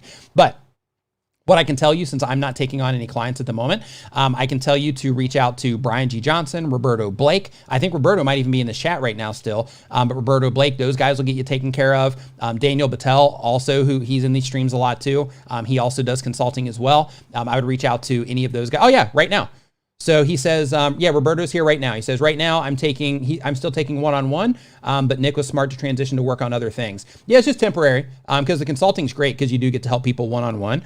But yeah, so Roberto's in the chat right now. So you can reach out to him right now, I guess, on Twitter or something. You can have that conversation right now and get your stuff taken care of. Okay, next up on the list, we've got Sprouts Plays. And Sprouts Plays says that they upload 1 time per week or more. They've been on YouTube for a year or more. They do mountain biking channel. And the goal is they want to try and earn money and be successful. The question is, I would like to know how. I would like to know as I'm uploading my videos as much as possible and as high quality as possible, and I'm not gaining any views. I'm making scripts for my videos and I'm making thumbnails as fun as possible and I'm still not gaining. What could I do? So what you need to do, making thumbnails as fun as possible might not be the great fit for you, for who YouTube is showing your content to. So because of that, what you need to do is you need to look at your data. So making thumbnails that are as fun as possible might not be the right fit for what it is that you're doing. If people aren't clicking on them and they're not coming in, like if you're having trouble getting views, that means that people are not responding to what it is that you're doing. So I'm looking, excuse me, woo. That's what happens when you don't take a breath. So basically, Roberto says the channel is the same name as his, oh yeah, his channel is the same name. Yeah.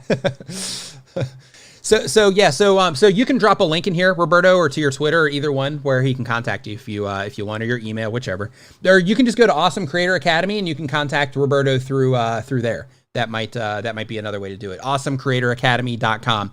Roberto has his course there. He's got like a YouTube starter kit there, all kinds of awesome stuff for creators. But that's at AwesomeCreatorAcademy.com for those of you that aren't familiar with that asset. So basically, when I'm looking at your channel right now, a couple things I want to bring to your attention really quick. If you're, are you still in the chat? Are you still in the chat, Sprout Plays? Because I'm not going to do this if you're not in the chat.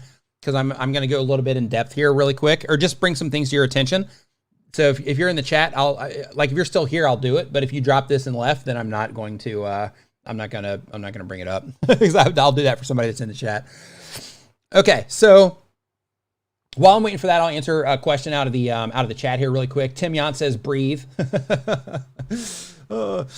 Okay, so let's see here. Hey, Nick, I uploaded a new video and it's really not doing well in its views. It's very disappointing when this happens. I put so much effort in my bids for little results and I upload every 3 days. Okay, so it's Luke. Here's what you need to do. So instead of uploading every 3 days, take one of those days, spread your videos out to 2 uploads per week, and take one of those days that you typically upload, all of that time to create the video, to optimize the video for whatever it is that you're targeting, and to actually publish that video and interact. Like we're talking several hours here at least. Take that time for 1 video a week. Just sacrifice 1 video a week for the next 90 days. During that 1 video per week time, what I want you to do is I want you to go through the YouTube Creator Academy. It's 100% free, put out by YouTube. I also want you to watch videos on design for your thumbnails. I want you to watch videos on the YouTube channel Charisma on Command for just being more engaging on camera. I also want you to watch videos and read blog posts on writing headlines. Because that's something that's going to help you with your titles as well. I also want you to watch or read information about audience development. And the reason I want you to do that is because there's a lot of nuance that goes into that side of things as well, in terms of just like speaking the language of the people that you are talking to, not like English and French type of language, but, you know, using the same words that your audience uses so that, you know, so that you can make sure that you're connecting with them through your titles and the actual words that you're using, or in your thumbnails with the actual words that you're using in your thumbs if you use text, you know, things like that. So I want you to take one video per week, take that time and consume. You don't even have to do it for the next 90 days, because that'd be at least like 3 to 4 hours per week. So just do that for the next 30 days and just do that for 30 days. And the amount of information that you're going to gain over the next 30 days by doing that.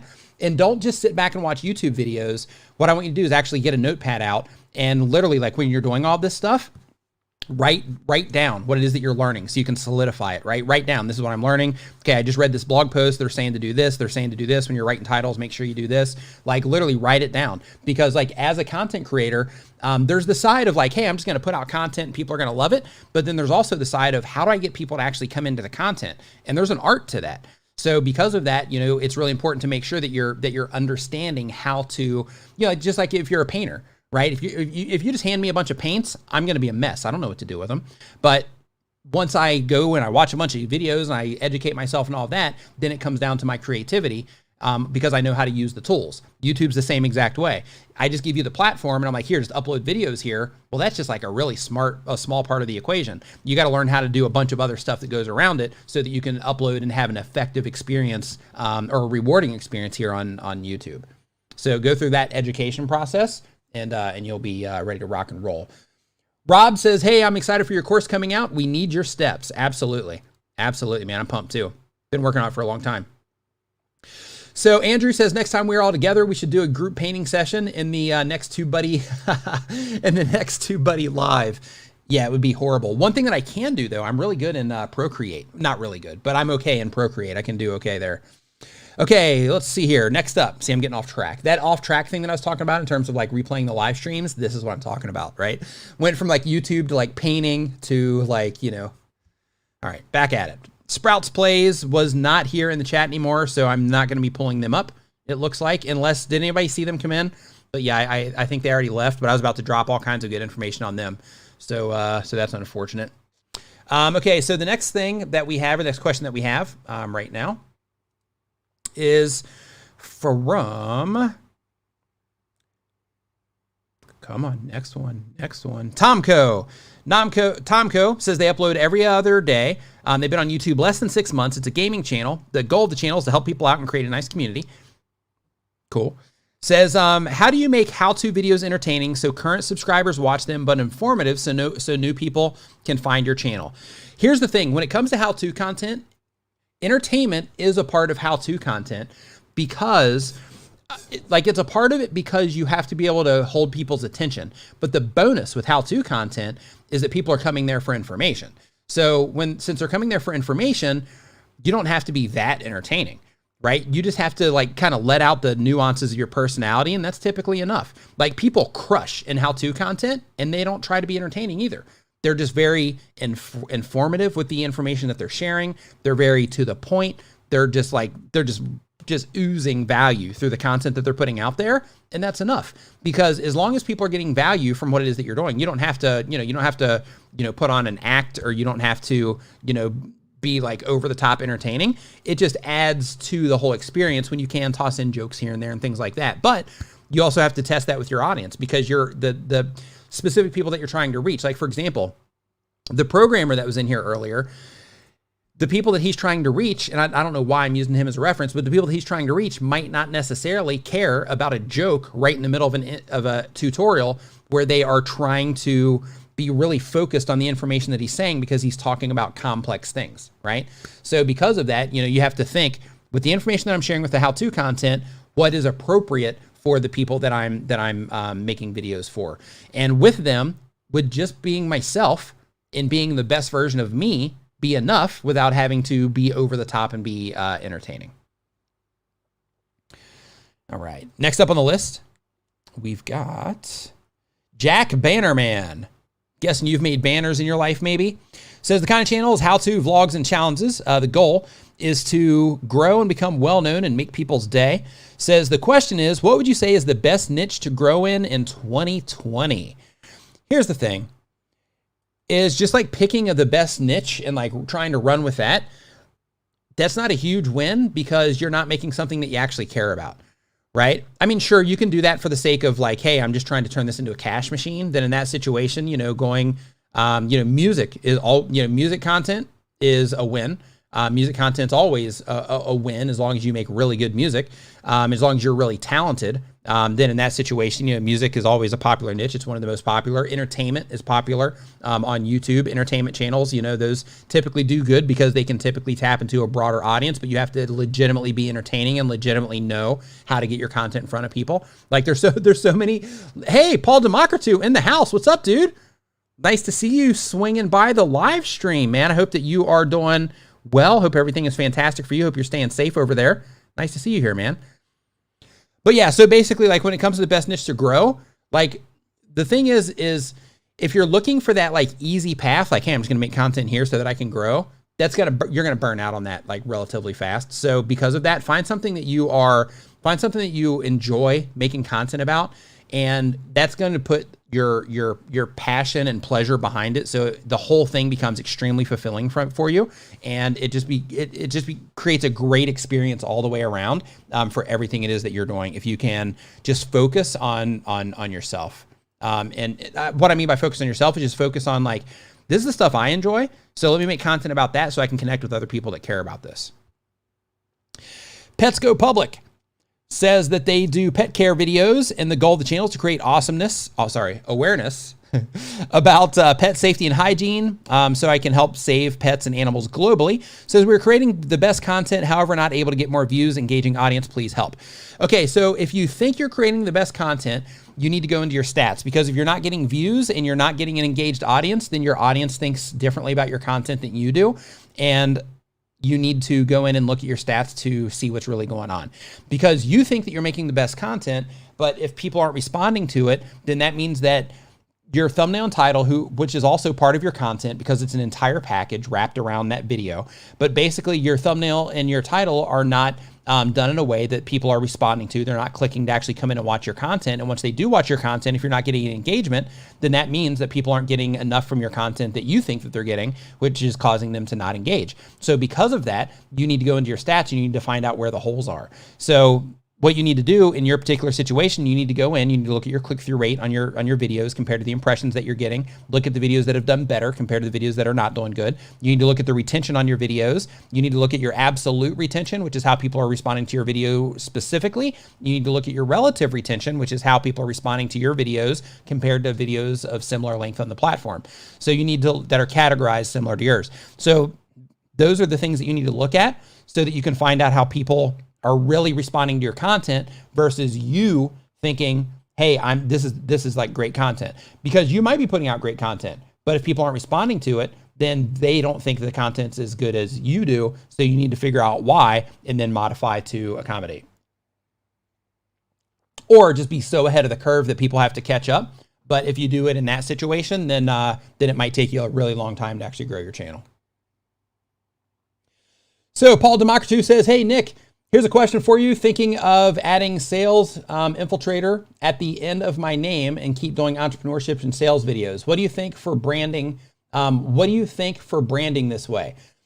So adding sales infiltrator, if I saw that, because I'm into sales, like I love watching sales content. I did direct sales, like door-to-door sales for like 10 years. I had a company doing door-to-door sales, did it myself, trained people on door-to-door sales. Like I love the nuance of sales. Did corporate sales when I had my commercial cleaning company, where I would have to actually go in and convince people there to do stuff. Also did corporate when I was doing in-room guest directories for hotels, where I basically did like advertising.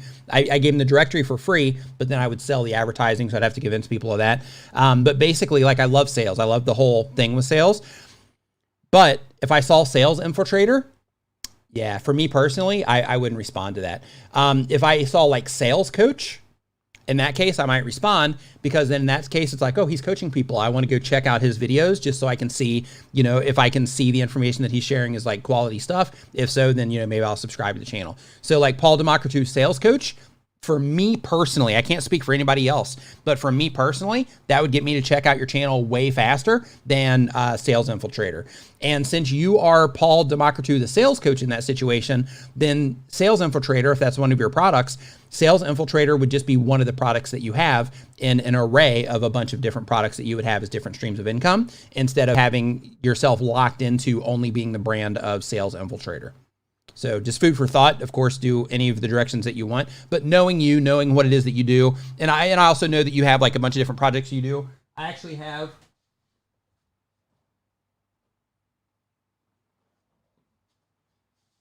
your book right here as an example. So I know all the different stuff that you do. So, like in your case, I would definitely go with the Paul Democritou sales coach instead of like pigeonholing you into to the brand. So build your personal brand with products instead of your personal brand being the product. That's what I would do. Okay. So let's see here. Next up on the list, we've got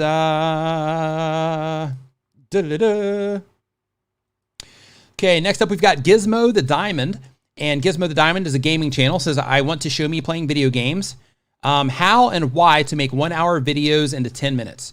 So how is editing. So what you need to do is you can download your live stream. Dayo, what's up? Nice to see you here. Is you can download your live stream, and when you download your live stream, what you can do is you can actually, or you can just record it while you're streaming. Is what you do in that situation is you, or you just record your gameplay. Is you take it and then you just basically take it down to the highlights. Because of course, like let's say for example, you're playing Fortnite. In that situation, there's a lot of running around that you're doing. There's a lot of collecting that you're doing. But the actual like fights that you're doing or the special stuff that you find, a friend of me just introduced me to the grotto, by the way. But like if there's like a special area that you find, then in that situation, that might be like a highlight of your video. So basically you would condense it down to like a 10-minute experience of all of the different highlights of your video, but make sure that you actually build it into like a story of some kind that you're actually going through. Ollie Fothergill says, how do you put special effects in videos? So if you are on a computer, you would use editing software for that. If you are on a phone, if you're on an iPhone, you can use Video Leap. They have some special effects in their stuff. They also have a whole suite of additional apps that have special effects. If you're on an Android, of course, if you're on an Android, you can use like KineMaster for something similar. If you're enjoying this live stream and this is your first time here and you want to learn more about growing your channel, make sure you subscribe, by the way. But basically, you can use just different apps and different editing software to add video graphics. So if you're on a computer and you're new to that whole thing, you can start with something called Hit Film Express. It has some really easy to use graphics that you can just get started with there. Captain Irish uploads daily content. The goal is to inspire people and entertain them while building a career. The question is, I've been posting / streaming daily since October, and I've seen significant growth, but my concern is that while I'm doing something popular, if it doesn't stay relevant, how do I keep my channel growing? I guess my fear is that my audience will lose interest in anything else I switch to. I stream video games, mostly Fortnite. Also, if I decide to stream other games, will that potentially confuse YouTube and what my channel is about? Thanks in advance. Okay, it's a lot of question. Okay, I've been streaming daily. My concern is that I'm doing something popular, it doesn't stay relevant. Okay. So what you can do in this situation is if you are streaming and you're trying to grow a channel, one of the difficult things that gamers have in front of them is that they typically will focus on a game that they're playing at that point in time. And then when that game does become less popular, then their channel will die. So then they have to pivot, and then they have to figure out, okay, well, what do I want to pivot into that I want to become known for next? And then they have to start making content on that.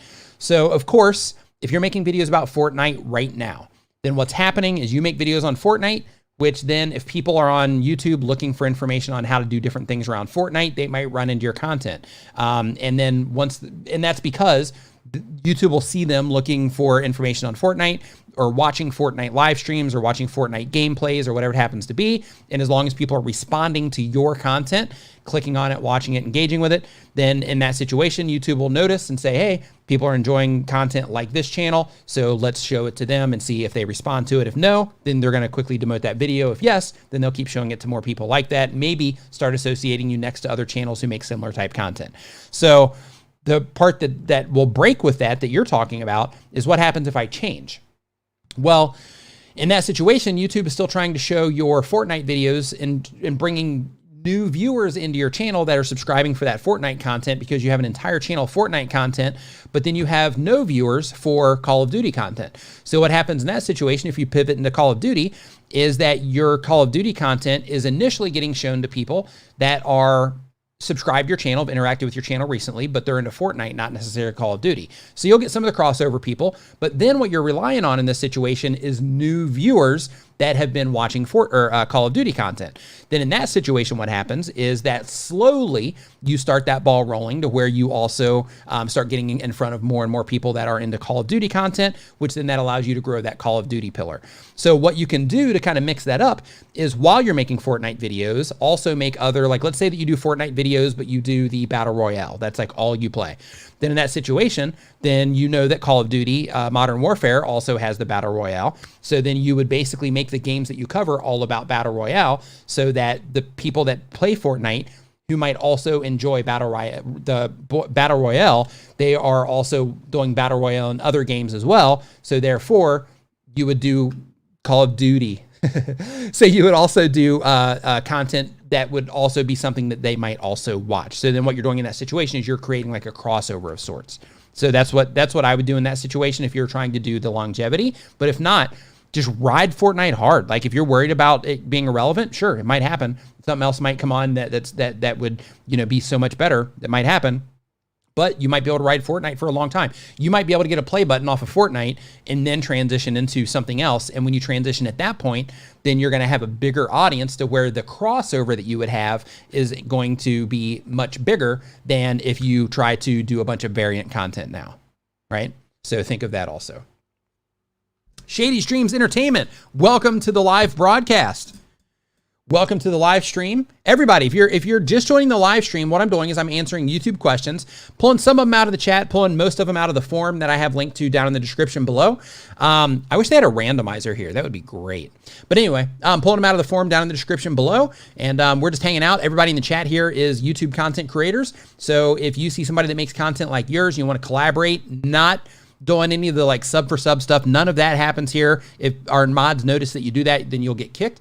But basically, if you notice somebody that's making your type of content, just give them an @ with the channel name and, try to collaborate and try to, create relationships with other people that are making content like you. It's awesome to have YouTube friends. Okay. So next question that we have here on the list is from Merciful Crusade. They do gaming content. The goal is to reach 1,000 subscribers and eventually make a living on it. How to actually get views to sub to me, even if I've gained a good amount of views. So asking without question increases your amount of people subscribing to your YouTube channel. Somebody posted in my, I think it was either my members only Facebook group or in my YouTube and video tips group, one of the two. Somebody posted, Jack Frags put out a YouTube story. And in that YouTube story, they have like their normal daily subscriber count. And then they had the one video, which I guess they're doing it on a regular basis now, I'm not sure, but they had the one video where they actually asked people to subscribe towards the beginning. And like that video, they typically go for like 500 or 1,000 subscribers a day, whatever it is. And in that particular video, it jumped up to like 9,000 subscribers for the day, instead of the typically like 1,000 that they typically get. This stuff works. Like in marketing, there's something called a call to action. In sales, there's something called a call to action. And that's basically where you're telling people the action that they need to take or the action that you want them to take. When you tell people, hey, if you're enjoying this video, leave a like. If you enjoyed that last tip I gave, leave a like. If you enjoyed this video and you want more like this, subscribe to the channel. If you want to learn how to make the best cake recipes every week, subscribe to the channel. If you want to learn how to lose that last 50 pounds and keep it off, make sure you subscribe to the channel. If you want to learn how to grow your channel, make videos and all types of other YouTube related stuff, start now by subscribing. If you want to stay up to date on the latest tech, subscribe to the channel, right? Like letting people know what it is that they're going to get from you and then tell them to subscribe after that. It works like a charm. So you can do it anywhere in your video. If you're new to YouTube and you're still working on getting people to watch your videos for a fair amount of time, get people watching your videos first before you add this to the beginning. Add it at the end though. Always ask people at the end because those are the people that have been the most invested in your content because they've watched the longest. Always add it at the end. When your end screen is up, don't do it before your end screen's up. When your end screen's up and they have an option to click on another video, at that moment, as soon as it comes up and there's another video on the screen, tell them, if you want to, learn how to do X, Y, Z, or if you want, at the very least, tell them if you want more content like this, I upload videos every week. Make sure to subscribe. That's it. And then tell them to watch the next video, or tell them to watch that next video and then ask them to subscribe because it's more important that they watch that next video. All right. Next up on our list, we've got mystery gaming. My goal is to entertain people with some gameplay of my own. I've been stuck on 280 subscribers for months. I've been trying to get my sub count and views up, but I'm doing something wrong. Been trying to get my, I'm doing something wrong. I've tried numerous thumbnails, different editing styles, different types of gameplay, nothing. What advice would you give a small tuber like me to grow a channel at a consistent rate? So here's the thing, man. The same rules apply to you. Like, this is the unfortunate challenge. How many people here are new to YouTube? Like, you just started a YouTube channel within the last month. If you're new to YouTube, just do #new. I'm just curious. I love seeing this when I ask.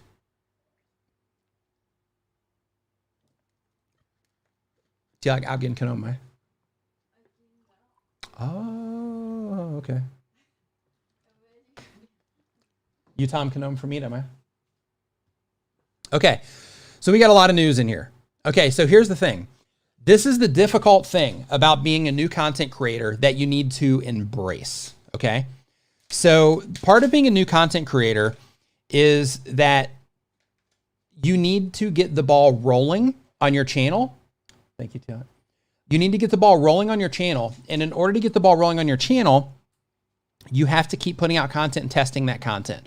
So in your particular case, in this question right here, this applies to everybody, but in this channel, they've been stuck on 280 subs. They've been trying to get their sub count and views up, but I'm doing something wrong. I just don't know what it is. So the part of not knowing what it is, yes, you should two-step verify Brainy Weaver, without question, two-step verify.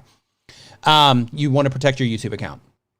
But basically, when it comes to getting that ball rolling on your YouTube channel, there's the skill development side of YouTube that I talked about before.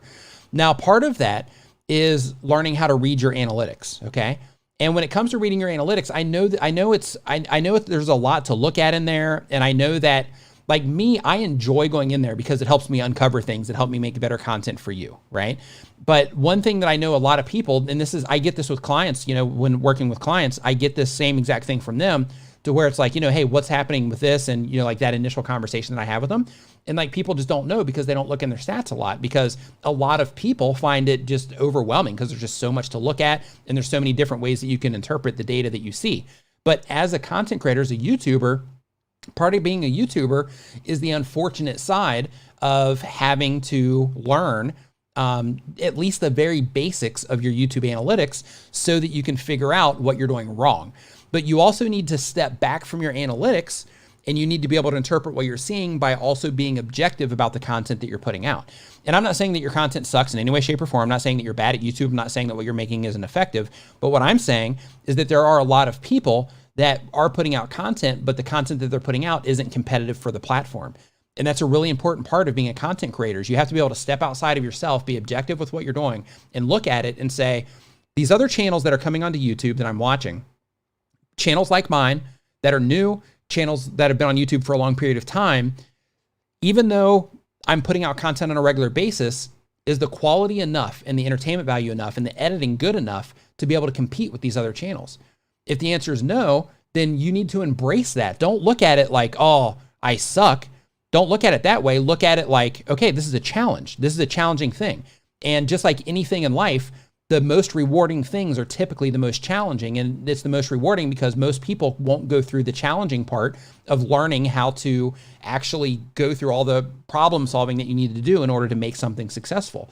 So that's why there's not a huge amount of very successful people in the world. That's why there's not a huge amount in terms of the percentage. That's why there's not a huge amount of successful creators on YouTube. There's a huge amount of successful creators, but not in comparison to the amount of content creators there are. So because of that, you have to go through this process of looking at everything objectively and learning how to use your stats so you can say, okay, can I compete with this? I need to be honest with myself. Let me look at the thumbnails of the channels that are getting views right now of similar size and of bigger sizes and think, can I compete? If the answer is no, don't sweat it. Don't be discouraged and quit because of it. Just think, okay, if I don't think I can compete, why? Do I need to upgrade? Do I need to edit my videos in a better way? Do I need to spend more time behind the computer learning how to edit my videos so that I can make better content that people will respond to better? Look at your thumbnails compared next to the other ones. Are these really good? Why are people clicking on theirs, but they're not clicking on mine? Why? Why do I think that is? Because from the outside, people can't see subscriber count, right? People can't see how many subscribers you have when your videos are shown to somebody on the home page. People cannot see how many subscribers you have. So the amount of subscribers in that situation doesn't matter. What matters is how you actually package your content, the title that you're using and the thumbnail that you're making, right? Then from there, based on if you can get people to respond there, and again, this is why it's important to make sure you can compete. But then after people respond there and they come in and they start watching your content, the thing that you have there is that you have to be able to get people to watch your content for at least a competitive amount of time. And once you get those two things together, then you have to work on the engagement because all the people that you're competing with, they're getting engagement. So you have to start working on those things like I was talking about before with the call to action. How do I invite people to subscribe in a way to where it makes so much sense that they almost have to subscribe? How do I add so much value to the people that are watching my content that they have to come back and watch more of my content because I added so much value to what to them from my content, right? Like you have to start asking these kind of questions because that's what your competitors are doing. All the people that you're competing with on YouTube that you're actually competing with, the people that are doing well, those people, they're doing those things because you're saying, what am I doing wrong? Pardon me, I have to snack a little bit here because my energy's going low. But basically, one of the things that you have to do in that situation is you have to just see how you compete. And if you can't compete, at least at a fair level, then you have to embrace that and say, okay, cool, game on. Now, part of my game, if you're a gamer, YouTube's the same thing. All you're doing here is you're playing a game, and your stats that you would normally look at in your game, just look at YouTube stats and look at them the same way. It's the same exact thing. You're trying to beat YouTube. YouTube is the boss of this game, and you're trying to beat it. And the way that you beat it is by making content that your audience responds, and they give you the stats that you can learn to where you can use the same pattern recognition that you use when you're playing your games, use that same exact pattern recognition on your YouTube channel in your stats to start noticing when I do this, people respond, when I don't do this, and start gamifying your YouTube channel and start gamifying your stats and force yourself to look at YouTube like a game. And I guarantee you that you will do better on YouTube. If you work on skill development for learning how to make better thumbnails, titles, make better video content, edits, all that, and then you gamify YouTube, I guarantee you'll win as a gamer. If you're a good gamer and you're good at gaming, then you can apply that same skill set to YouTube and apply it to your stats, and you'll get good at YouTube really fast, just like you do your games. John Pullum says, please buy a coffee or a face mask. Thanks for doing these videos. Have you tried the applaud button yet? I've tried it, but nobody's clapping yet. Yeah, I don't have it on my channel at this point in time. I want it to come out, but I don't have it on my channel yet.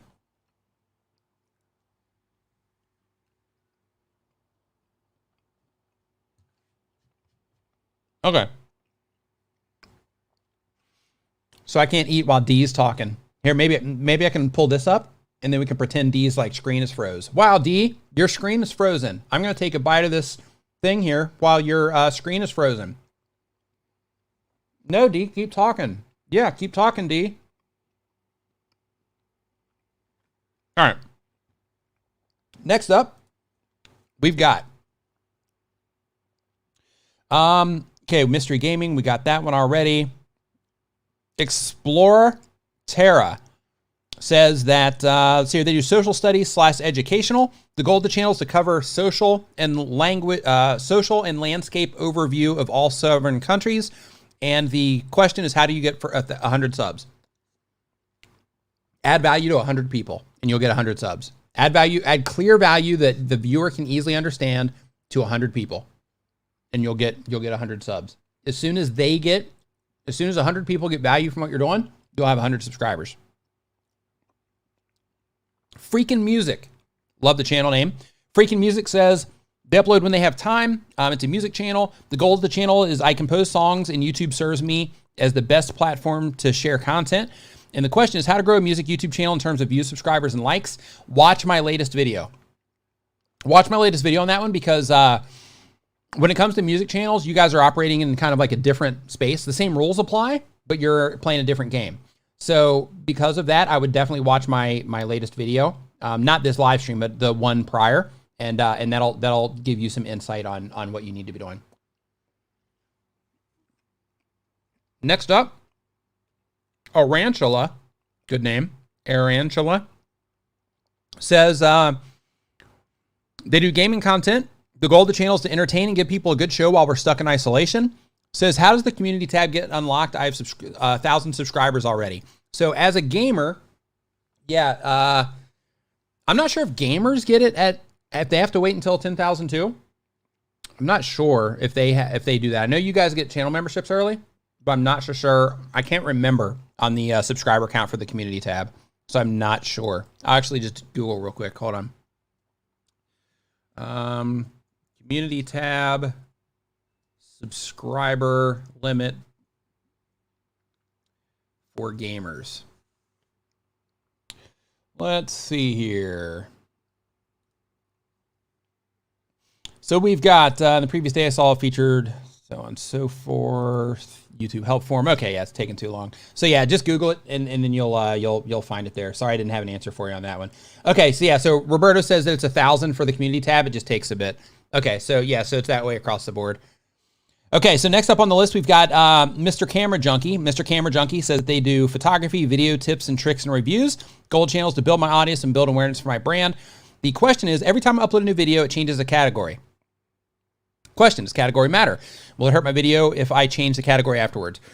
So at the end of the day, the core of what matters is getting people to click and watch your content. Now, category can help you or hurt you depending on like the ads that are getting served and things like that. But eventually, even that, YouTube is smart enough to figure out. So what it does is that basically just gives YouTube like a starting point of what you think your content is about, which also helps them in terms of like the ads they serve and the content that you get like connected to, so to speak. But at the end of the day, YouTube's going to end up identifying the people that respond, and that category is not going to matter for very long. So, so because of that, it kind of sort of matters like when you first launch your video, but really in the big scope of things, it doesn't really matter. But in terms of it switching every time, what I would do is I would just pick one, like in your case would probably be like film or something like that. And I would just stick with that one and just do that one every time. And then you'll be fine.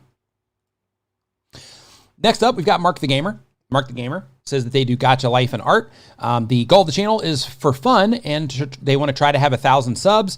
And so what if I make a thumbnail that doesn't look like the video? Is it okay if I do that? If it doesn't look like the video, that's fine. Perfectly fine. If you look at my thumbnails, they don't look like my video either. Most of them. Perfect Fiddle says that they do how-to content. Gaining more views is the goal of the channel. How to make a video that are very relevant but not searched as much. As I've seen people gain lots of views through just posting without search-related videos. Yeah, so search is a great, amazing traffic source. And if your content supports it, you should definitely be tapping into YouTube search as part of your content strategy. I'm not saying every video, maybe every video, but I would definitely be doing some Hail Marys, trying to just focus on getting recommended content. And one thing that content creators typically don't think about is when you're writing your titles and you're packaging up your videos for search compared to doing it for recommendation features, you take a different approach because the people that you're trying to tap into are different. So like when you are going for YouTube search, as an example, you are trying to tap into people that are looking for a specific thing.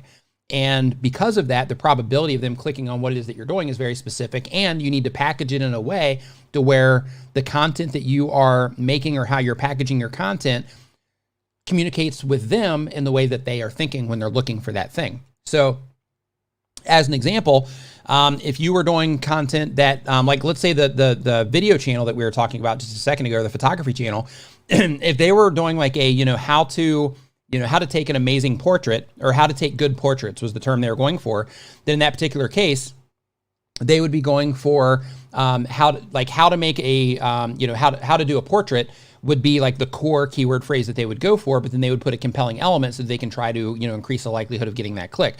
But if people are looking for specifically how to make a good portrait, then you want to have how to make a good portrait in your title, not just for the relevance of YouTube knowing what it's about, but because that's how they're thinking of that term when they're looking for it. So if they're thinking how to make a great portrait, they type that into search, they click search, and then your video comes up, how to make a great portrait, plus, in 3 easy steps as your compelling element. Then in that situation, it's okay, how to make a good portrait. That's exactly what I'm looking for. 3 steps. Wow, this is going to be easy. I'm in. Click, right? As long as your thumbnail is good too. So because of that, you think of things in that way when you're going for search. But if you're going for recommendation features, then it's a totally different game, because in that situation, what you're doing is you're trying to trigger people who didn't even expect to see your content to click on your video. So because of that, you have to take a completely different approach when you are going for recommendation features compared to when you're going for search features. And that's why you always hear people who make content like me, we always talk about how important it is to know your audience and know who it is that you're making content for. Because knowing who you're making content for will help you be able to write titles and make thumbnails in a way to where they will click on it more when it's presented to them in the recommendation features, as well as when they are looking for it in search also. So you can double that whole thing up and make it really strong by making a video that is search friendly, because you're adding your keyword phrase, but then you're also making it compelling, or you have really good compelling elements in it that would also help it show up easier or more, or help people respond to it better in the recommendation features also. So there's different approaches that you take for these things based on where it is that you're trying to get your traffic from and how well you know your audience. Because when you know your audience, then it really opens you up in terms of the traffic sources that you can easily tap into compared to just targeting one. But the big thing to think about there, the big takeaway,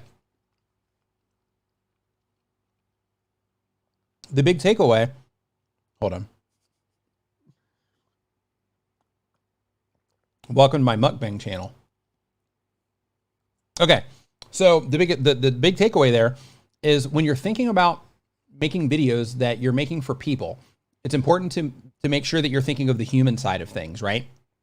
Humans will respond to your content, and if humans respond to your content, that's what causes YouTube to try to show your content to more people.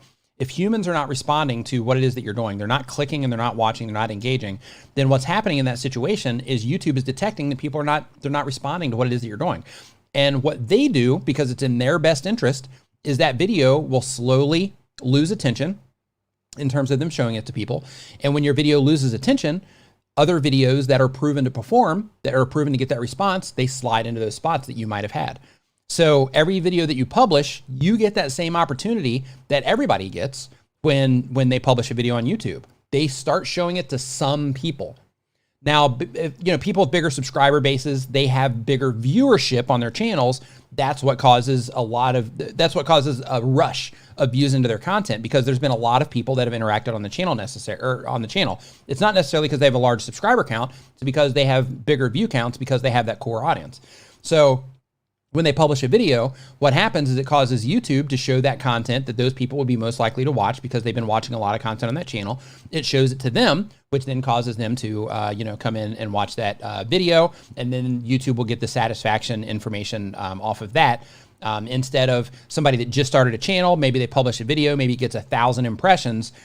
Like, your video is going to live and die based on how those 1,000 people that YouTube showed that video to, based on how they respond to that video that you just published. That's why it's so important. That's why I talk about it so much, to think about how you're getting people to respond to your content, thinking of clicking your thumbnails and titles, how you're packaging it, how people are perceiving your videos as you're publishing them. If you look at it from the outside, for everybody that's watching this, here's what I want you to think about. When you are publishing a video to YouTube, pretend that you don't know what your video is about. Pretend you have no clue. I have no idea what this video is about, right? No clue what this video is about. When you're looking at your thumbnail and title, pretend you don't have any clue what your video is about, because you're obviously going to know what your video is about. When you're looking at your thumbnail and title, think of them together because they work as a package. Think of them together and think, if I didn't know what my video was about, would I click on this title and thumbnail? And if I did, would my video deliver what I would expect when I clicked on this title and thumbnail?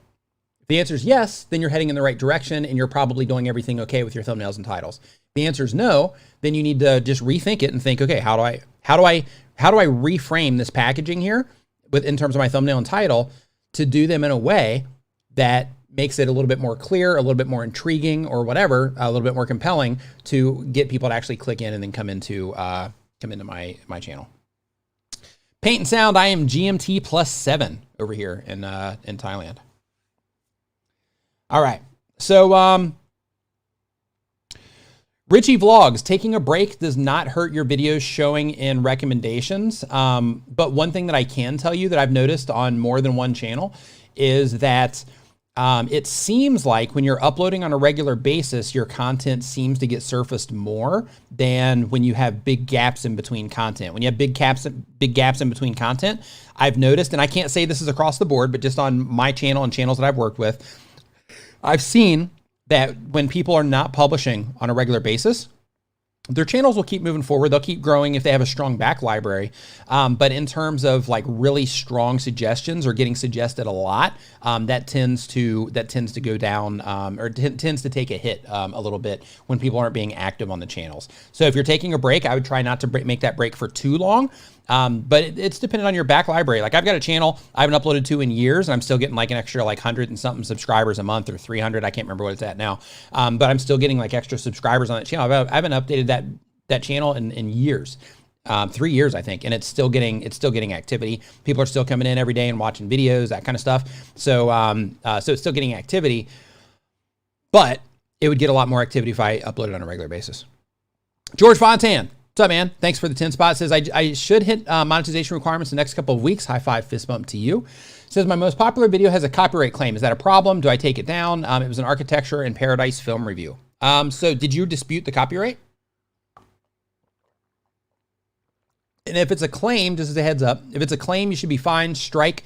If it's a claim, actually, don't even worry about it. But if it's a strike, then in that case, you might want to dispute it if you think that you were in the clear there, since it's a reaction or a film review. But if it is a strike, I would completely remove it. They're going to see it on their end anyway, because they see all the activity that's happened on a channel. But I'd remove it anyway, just for the sake of just having that. I wouldn't have that strike on the channel. But if it's just a claim, I personally wouldn't worry about it. Especially if you're putting out, like now you're putting out original content and stuff, you should be okay. All right. Okay. Not a strike. Okay. Yeah. You should be okay. Okay, so Perfect Fiddle. Yeah, we got Perfect Fiddle taken care of. Next question is Gizmo the Diamond. Gizmo the Diamond says they do gaming content. YouTube channel's kind of stuck at the moment. I'm wondering how I can get it started up again. It all comes down to your content. It all comes down to making content that people respond to. Like that's what it comes down to all the way across the board. Because YouTube tells us, oops, I didn't mean to do that. YouTube tells us that the algorithm follows the audience. And what that means is that if people respond, YouTube will respond by showing it to more people. So in order to get the algorithms to respond to what it is that you're doing, you have to get humans to respond to what it is that you're doing. And the better you get at getting humans to respond, the better the algorithm is going to treat you, because you're giving YouTube exactly what it is that they want, which is a happy user experience on their platform for all the people that are clicking on your videos. All right, Fat Man the Flipper saying sent you an email. Okay, I will check out that email. Let's see here. We've got gaming's tough so much. Okay, next question that we have here on the list is from a girl without a mom, and the channel is mental health tips and information. The goal is to provide mental health tips, increase awareness, and eventually make an income for my family. It says I'm working on getting my intro down. I feel like I need to get right into the content or people click off, but I still need to ask them to subscribe, tell them what the video is about, etc. I'd love your ideas. Thanks for all you do for the community and being here for us every week. Okay, so in terms of you still need to ask them to subscribe and tell them what the video is about, etc. You don't. So here's the thing. So when you're adding the subscribe calls to action to the front of your video, and I've made this, like I've started spreading awareness about this recently because I recommended in previous videos, because it works, that you remind people to subscribe at the beginning of your video. You let them know, hey, this is your first time here. This is what I do. Subscribe, because that increases your subscriber to view conversion. However, if you can't get people to watch the rest of your video, what you're doing in that situation is you are wasting your time. Or if people start responding to your content for whatever reason, because you haven't gotten that far yet, then then you're hurting yourself in that situation. So what I want you to do, stop the intro where you are inviting people to subscribe. And this is specifically here for this channel. But stop the intro where you're asking people to subscribe right now. If you're getting a lot of people dropping off in the beginning, stop that. In terms of telling people what the video is about, you don't even have to tell people what the video is about. Of course, having a hook of some kind is good practice in terms of just saying, hey, today we're talking about X, Y, Z, and then get into the content. Do that, but skip the intro and all the rest of the stuff. Try experimenting with your content instead of the video opening up, because this also depends on your packaging. But if your thumbnail and title, make it crystal clear what your video is about. Like, let's say, for example, in your case, since you're doing mental health tips, if it's about, I'll just say how to overcome depression. I'll just use that one because that's kind of a blanket thing. Matthew Street, what's up, man? Welcome to stream. So basically, when it comes to your intro or your video, if your video content itself, like your thumbnail and title, if they both say something about like how to overcome depression, and it's clear and you're in that packaging that when they click on it, the video is going to be about how to overcome depression, then what you can do in that situation is when your video starts, you can just be like, you can be like, okay, the very first thing that you do, that you need to do when you are overcoming depression is like XYZ, so on and so forth. And you just start talking about, you know, whatever it is. So you let the thumbnail and the title hand off to the actual content itself. So that tells them what the video is about. Experiment with that. You know, they're like video structure and adding hooks and all that stuff. Super important. It's super effective, but depending on your content and the audience that you're making videos for, it's also important to experiment with being like, hey, let me just get right into the content. So if it's clear what the video is about, my thumbnail and title, let me just try getting right into the content. So video opens up, bam, I'm right here with them. I'm getting right into what it is that they actually clicked and wanted to know about. Try that. And then if you're getting like a similar result, then go back to doing it the other way with a hook and all that. But try that and see if it makes a difference. Yeah, with Josh Blake saying I'm gonna start putting a hook in my video. Yeah, the cool thing about hooks in the videos is they're not necessarily just saying what the video is about. So some people will think of a hook as, you know, like in my videos, when my videos first open up, I'm like, I'm gonna show you how to X, Y, Z, and we're starting right now. And the reason I do that is I typically will, like when I'm doing that, I'm just making the confirmation to you when you click into my content. I'm making the confirmation that, hey, this is what I'm going to show you in this video. This is what you're expecting when you clicked on it. And I'm just confirming with you here, this is what I'm going to show. And then sometimes I'll even add a compelling thing to it. Like, I'll be like, you know, in this video, I'm going to show you how to effectively do a call to action to subscribe in the beginning of your video so that you can get more subscribers on your channel. And we're starting right now. Right. So I add that additional thing to it. So it puts it into your hands in terms of this is exactly what you're going to get out of the video. I'm showing you this, but I'm showing you this because it's going to bring you this benefit. Right. So that benefit is really the hook. It's not necessarily me saying, you know, again, what the video is about. It's more about what you're going to get out of the content would be more of the hook. Same exact thing that people will do with hooks that is good is they will present a problem of some kind. So in your case, if you're doing mental health stuff, let's say again that we're doing the depression thing. Then in that case, you could do something like where your video opens up and you're like, have you ever felt like you just couldn't get out of bed to where, you know, your diet's okay and you're getting enough water and you're doing all these things that all these people say that you need to do in order to feel great, but you still just have, you know, the hardest time just getting out of bed and managing through your day? Well, I'm like that too. And here's how I overcame it. And I'm going to share with you exactly how I overcame it as well. Right. And that was like off the fly, but you get the idea. Like what you do in that situation is your hook is basically talking to them about the problems that they have. Right. So it's like, hey, you're feeling this, you're feeling this, you're feeling this. And people are like, yeah, I'm feeling that. Yes. Yes. I feel that way. Yes. I feel that way too. Right. So right there, you're connecting with that person through a shared experience or through shared emotions.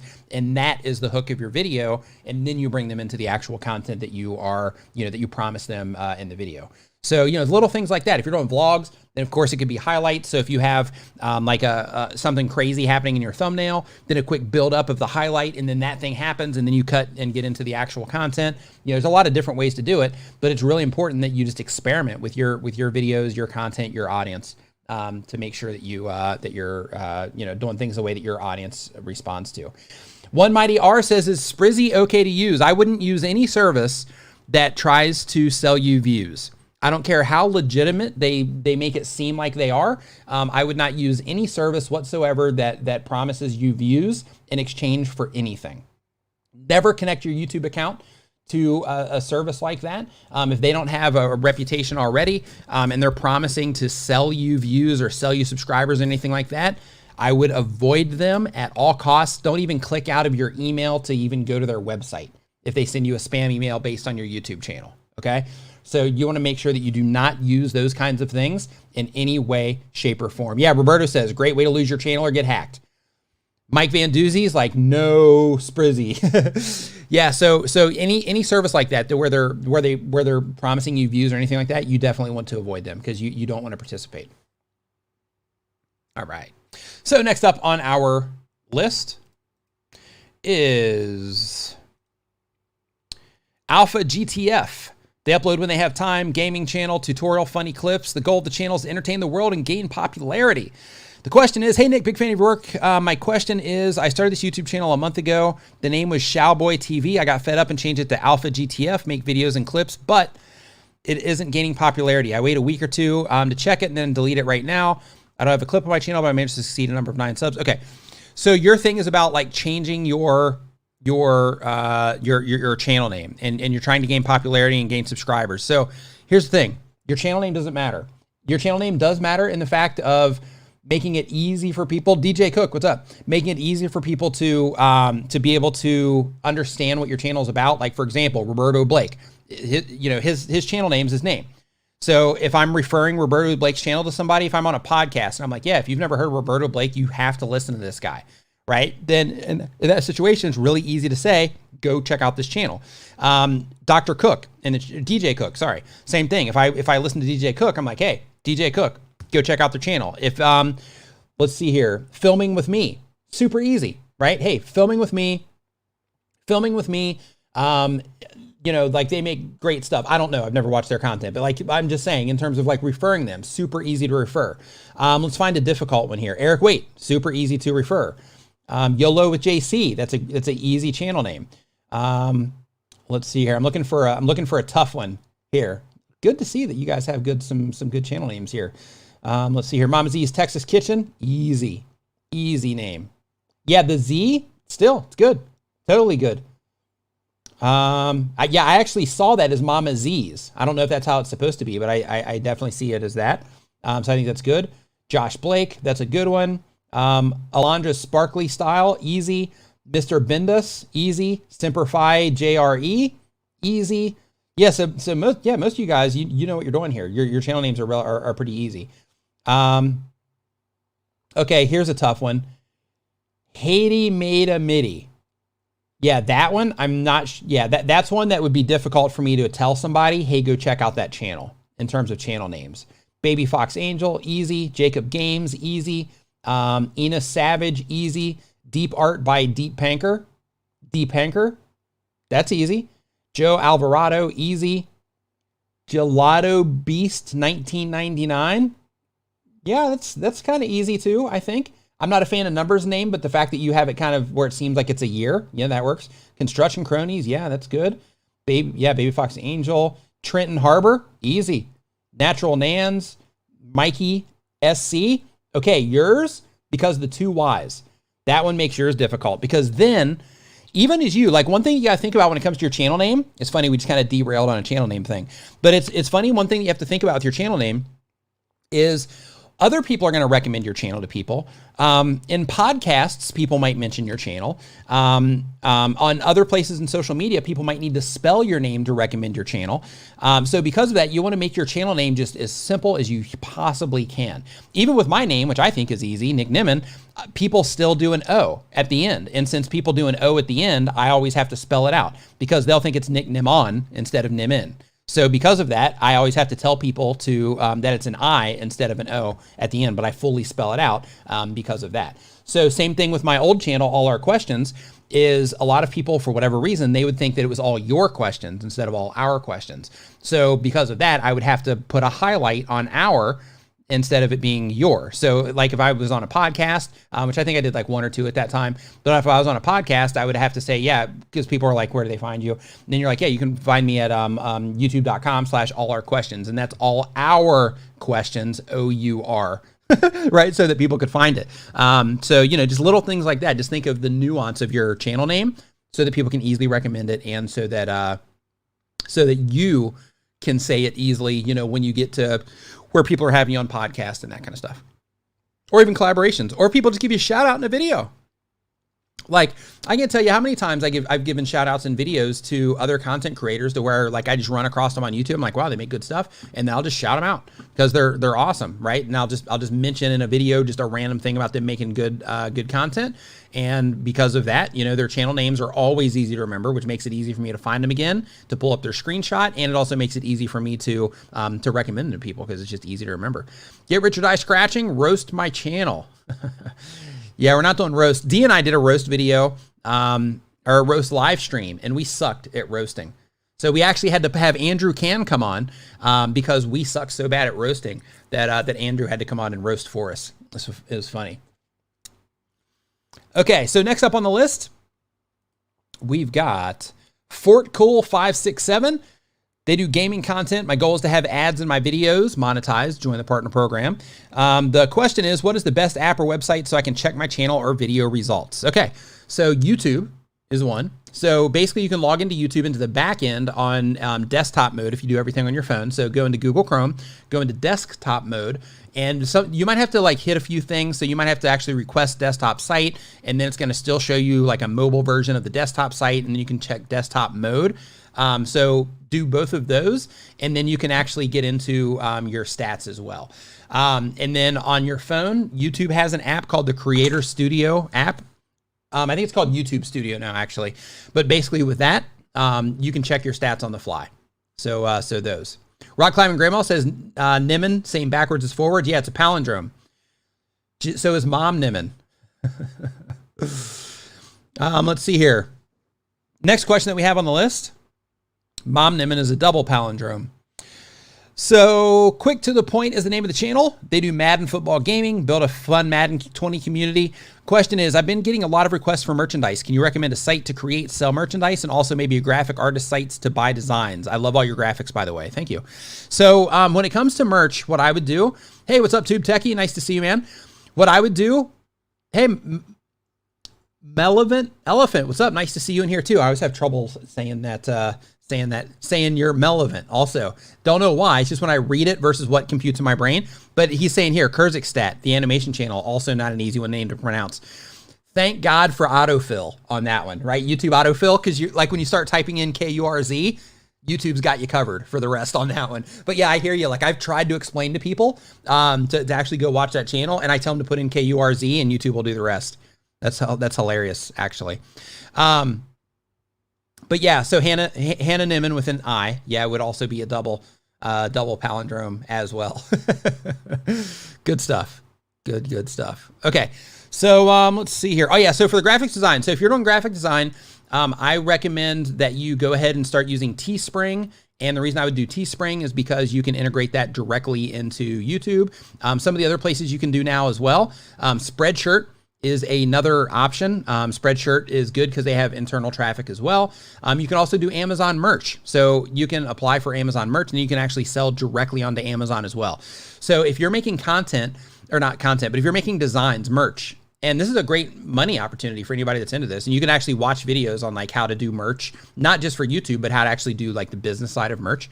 But if you make content where your audience is interested in specific things, to where you can make shirts that they would resonate with in terms of certain sayings or something like that, that would not be, copyrighted or trademarked or anything like that, then in that situation, you can use Amazon merch. And by Amazon merch, they actually put you in front of everybody that's on Amazon looking for, shirts and that kind of stuff. So you can tap into a pretty wide audience there on Amazon as well.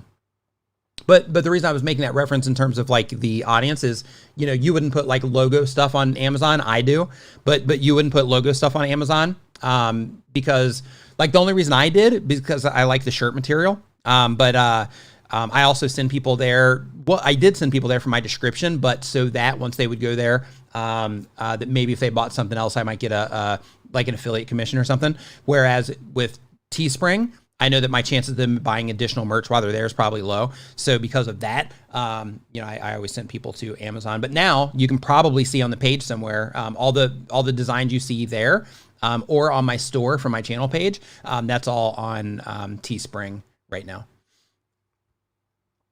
All right. So with all of that said, I hope everybody had a good stream. I hope you learned something today. Again, I want to let you know that the stream is brought to you by TubeBuddy, the #1 browser plugin for YouTube content creators. You can install TubeBuddy free at tubebuddy.com/Nimmin. You'll definitely want to upgrade though. The free features are great, but they are limited. So because of that, you'll definitely want to upgrade as soon as you get the chance for the more not updated, but the more advanced features. Also, I do want to remind you to check out Video Leap as well. They're also a sponsor of the channel. They help make it possible for me to bring content to you. And they are an app for iPhones to where you can just do all kinds of great editing on your phone. I can't even point to it. There we go. Great editing on your phone when you are, doing your Instagram stories or your YouTube stories or just making video content. Like it's fully functional. It's free also, but they do have some paid upgrades as well. And then Place It is another sponsor that also helps me bring, this content to your channel through, their support. And they also have an entire section that is just for YouTubers. So there's a bunch of really cool stuff over there for like mock-ups for merch and things like that. But they also have like channel banner customizables. They have thumbnail template customizables. They have custom end screens you can make over there. All kinds of really awesome stuff. So make sure that you check them out as well if you haven't yet. And I also want to bring attention to Best Creator Tools, which is my resource site that I actually built for you guys. So all the time people are asking me, hey, Nick, what do you recommend for like X, Y, Z? And so I built a website recently. I still can't point. There we go. So I built a website recently that has all of that stuff, and I'm adding to it on a regular basis. So if you're looking like, hey, what editing software, what apps, or what this, that, or the other thing, you can find everything. And again, I'm adding to it over at bestcreatortools.com. Keep on growth with Mike Van Doozy. Thank you for the super chat. I appreciate it. Appreciate it. Mods, thank you for what it is that you do. Everybody that hung out in the live stream, thank you so much for participating. I hope that you got some value out of the show today. Hope that you learned something new. I enjoyed hanging out with you as I do every Saturday. If this was your first stream, make sure that you come back here every Saturday at 9 a.m. Eastern. Thanks so much for watching. I will see you next time. Thanks for watching Nimmin Live, brought to you by TubeBuddy. Remember to follow us on your favorite social media platforms. Have a great week.